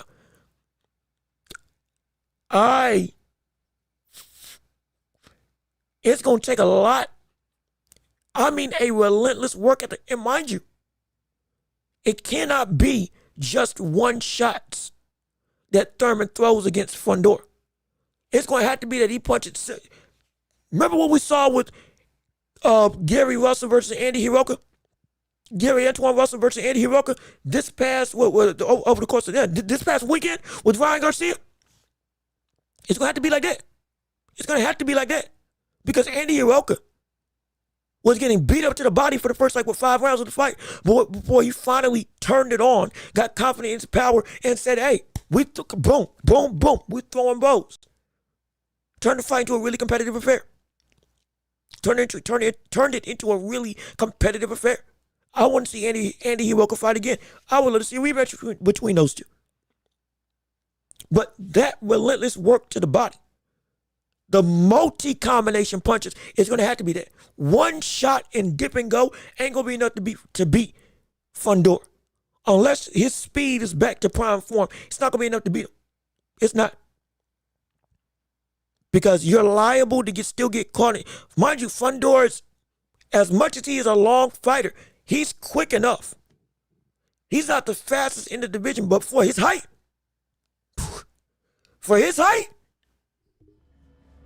he's quick enough. He's quick enough that you try to duck downstairs and throw a long jab to the body. Boom. Going with that guard, sometimes putting out that lead hand. You try to duck down under him. Boom. That power hand's coming. It can happen. Or a kind of overhand left that checks the back of your head. Pushes you to the ropes. And you can't really escape him on the ropes because the buddy's got enough reach that if he's in the center of the ring, you're already at the ropes. And so, it's nothing but 3 steps and he's already backing you into a corner. Because one jab is reaching 2/3 of the ring beyond what you think is possible. It's insane. It's ridiculous. It's going to be hard. The body jab will be the most important punch for Thurman.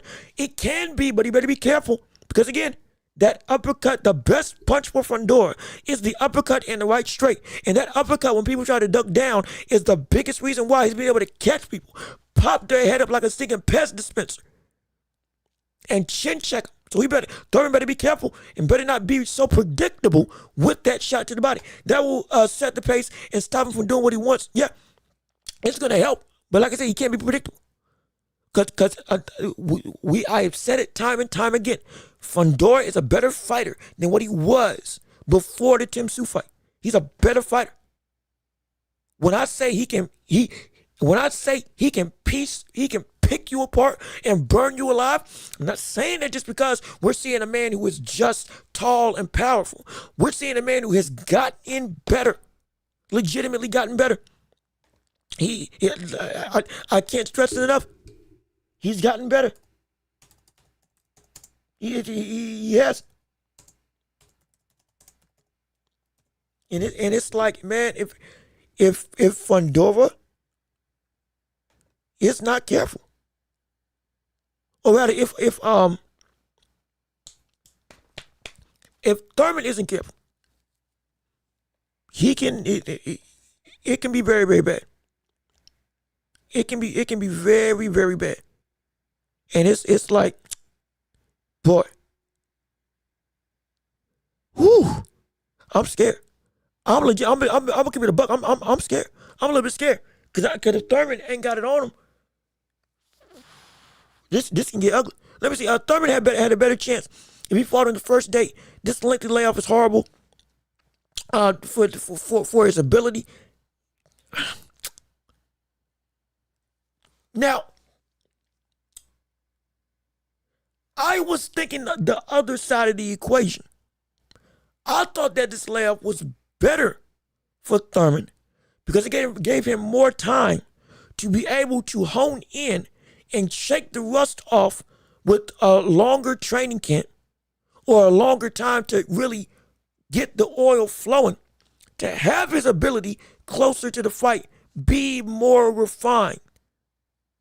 Because okay, the stretch is a little bit longer and you kind of change your prepping because you don't want to overtrain. But at the same breath, you now have more time to really see where your deficiencies are at this stage in your career and learn to adapt and get out and be able to still perform at a high level.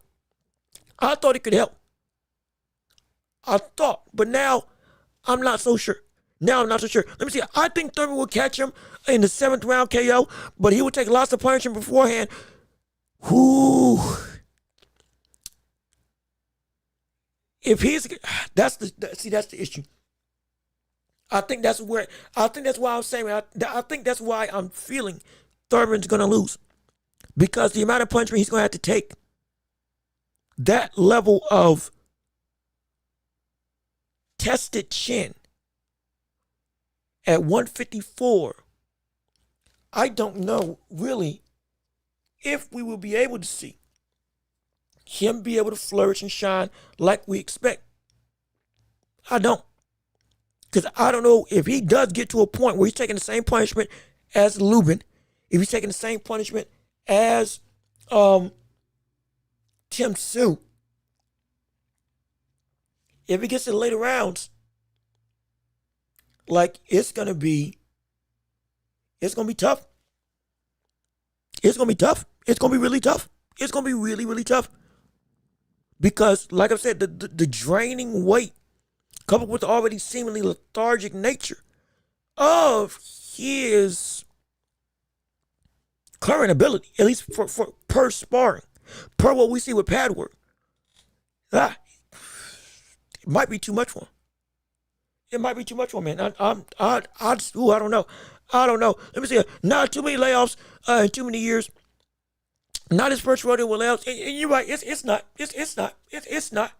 It's not at all. And it's not his first layup at all. No question. And I'll say this. If Thurman can go and knock out Fundora, or just beat him, not even knock him out, if he can just beat Fundora, not only will I be shocked, but I will be very excited to see what Thurman can do against the rest of the division. I'll be very excited. Because as much as I've said that Fundora is a very good fighter and he has retooled so much, he's not the best boxer in this division. But his length and knowing how to use his length to make him such a big threat. But if he can handle that, if he can handle this type of stinking, Great Wall of China, that is Sebastian Fundora when it comes to essentially a heavyweight frame in a super welterweight body. From the standpoint of 6'5", but only weighing 154. If he can handle that, I would be interested to see what he can do against the other elites of this division. And I would have a lot more confidence that this division with him at the helm, in terms of being one of the champions, might be even more dense. But it's going to depend on what he looks like. It's going to depend. It's going to depend. I'm not going to lie. It's going to depend. But I'm excited. March 28th can't come soon enough. But man, it's going to be a time. It's going to be some work. It's going to be some real work. It's going to be some real work. But I'm low key, I'm scared for Thurman. Because the punishment to get to the goal that he's going to have to take, he might not be able to take it. he might not be able to take it. But again, we're going to talk about it more. We're going to find out as the weeks come forward. We're going to have some more discussion abounding involving that fight. But we got to get out of here. Love King, if I didn't say hi to you already, what's up with you? How you doing? I appreciate you tuning in. But we got to go and end this show. And we at the 3-hour mark. We got to wrap it up. We got to send it home. We got to let you enjoy your weekend. We got to go and I got to take care of some things on my own abode. So we're going to go and end off this show with a bang. So with all of that being said, we thank you for tuning in. We thank you for listening. And this has been another episode of The Watchable with me, your host, Jean-Luc Welch. Thank you so much for tuning in and listening to the show, spending time with us on this Friday afternoon. Hopefully, I made your day a little bit brighter. I made your day a little bit more sunny. We appreciate all of you tuned in and made this show oh so spectacular. If you would like to support the channel, we have Cash App, PayPal, links down below in the description, as well as super chats, super gifts, and stickers, all of which you can support through the YouTube button down below, through the chat button with the $ down below, or again with the things on the screen. If you can give and support the channel, would mean the world to me and help us to go and make this show even better for you, as well as to pay some bills on my own part. Absolutely. Thank you to all who came in and tuned in on the stream. Y'all were absolutely spectacular. Y'all were wonderful, and y'all helped make this show oh so incredible. Y'all were a beautiful audience. Y'all were a beautiful crowd, and we can't wait to be back with you all on Tuesday afternoon. We might live stream, do a live fight commentary for Neverete versus Nunes. But again, I gotta see if my schedule can handle it, and if so, we can make it happen. But I'll update you all this weekend on probably tomorrow afternoon on what that fight's gonna be live streamed with us or not. But even still, we can't wait to see you all in the coming days and weeks to come. Leave a like on the video before you leave. Comment your thoughts and opinions of what you like and didn't like about the channel. Be sure to subscribe and come join the Empire. And please be sure to share the show with everybody that you know, so we can keep on building up this community together and making this empire bigger and stronger. All for your viewing and listening pleasure. Top 5 chatters for this show in the pound for pound chatters on this string. Number 5 was indeed Rose City, or rather, number 5 was I believe, actually, no, I'm sorry. Number 5 was Daryl Anderson. Number 4 was I Need a Burke. Number 3 was Teddy Burkshot. Number 2 was Y2J. I'm sorry, Bulbous Y2J. And number 1 was indeed Boxing Pro Oswa. Thank you for taking. You have now been the number 1 chatter for this show. Can you retain it? We're gonna find out as we move throughout the weeks and months on this show. And for the next stream, we're going to see if you can keep that title. But thank you all for tuning in. Thank you all for listening. I've been Jean-Luc Welch. Y'all have been absolutely wonderful. Peace and love. Oh, we are out here. Yes, sir. We're going to see you all on the next iteration of the show, on the next episode. Be safe. Be blessed. Enjoy the rest of your day. Salute to you. Peace and love. We out of here.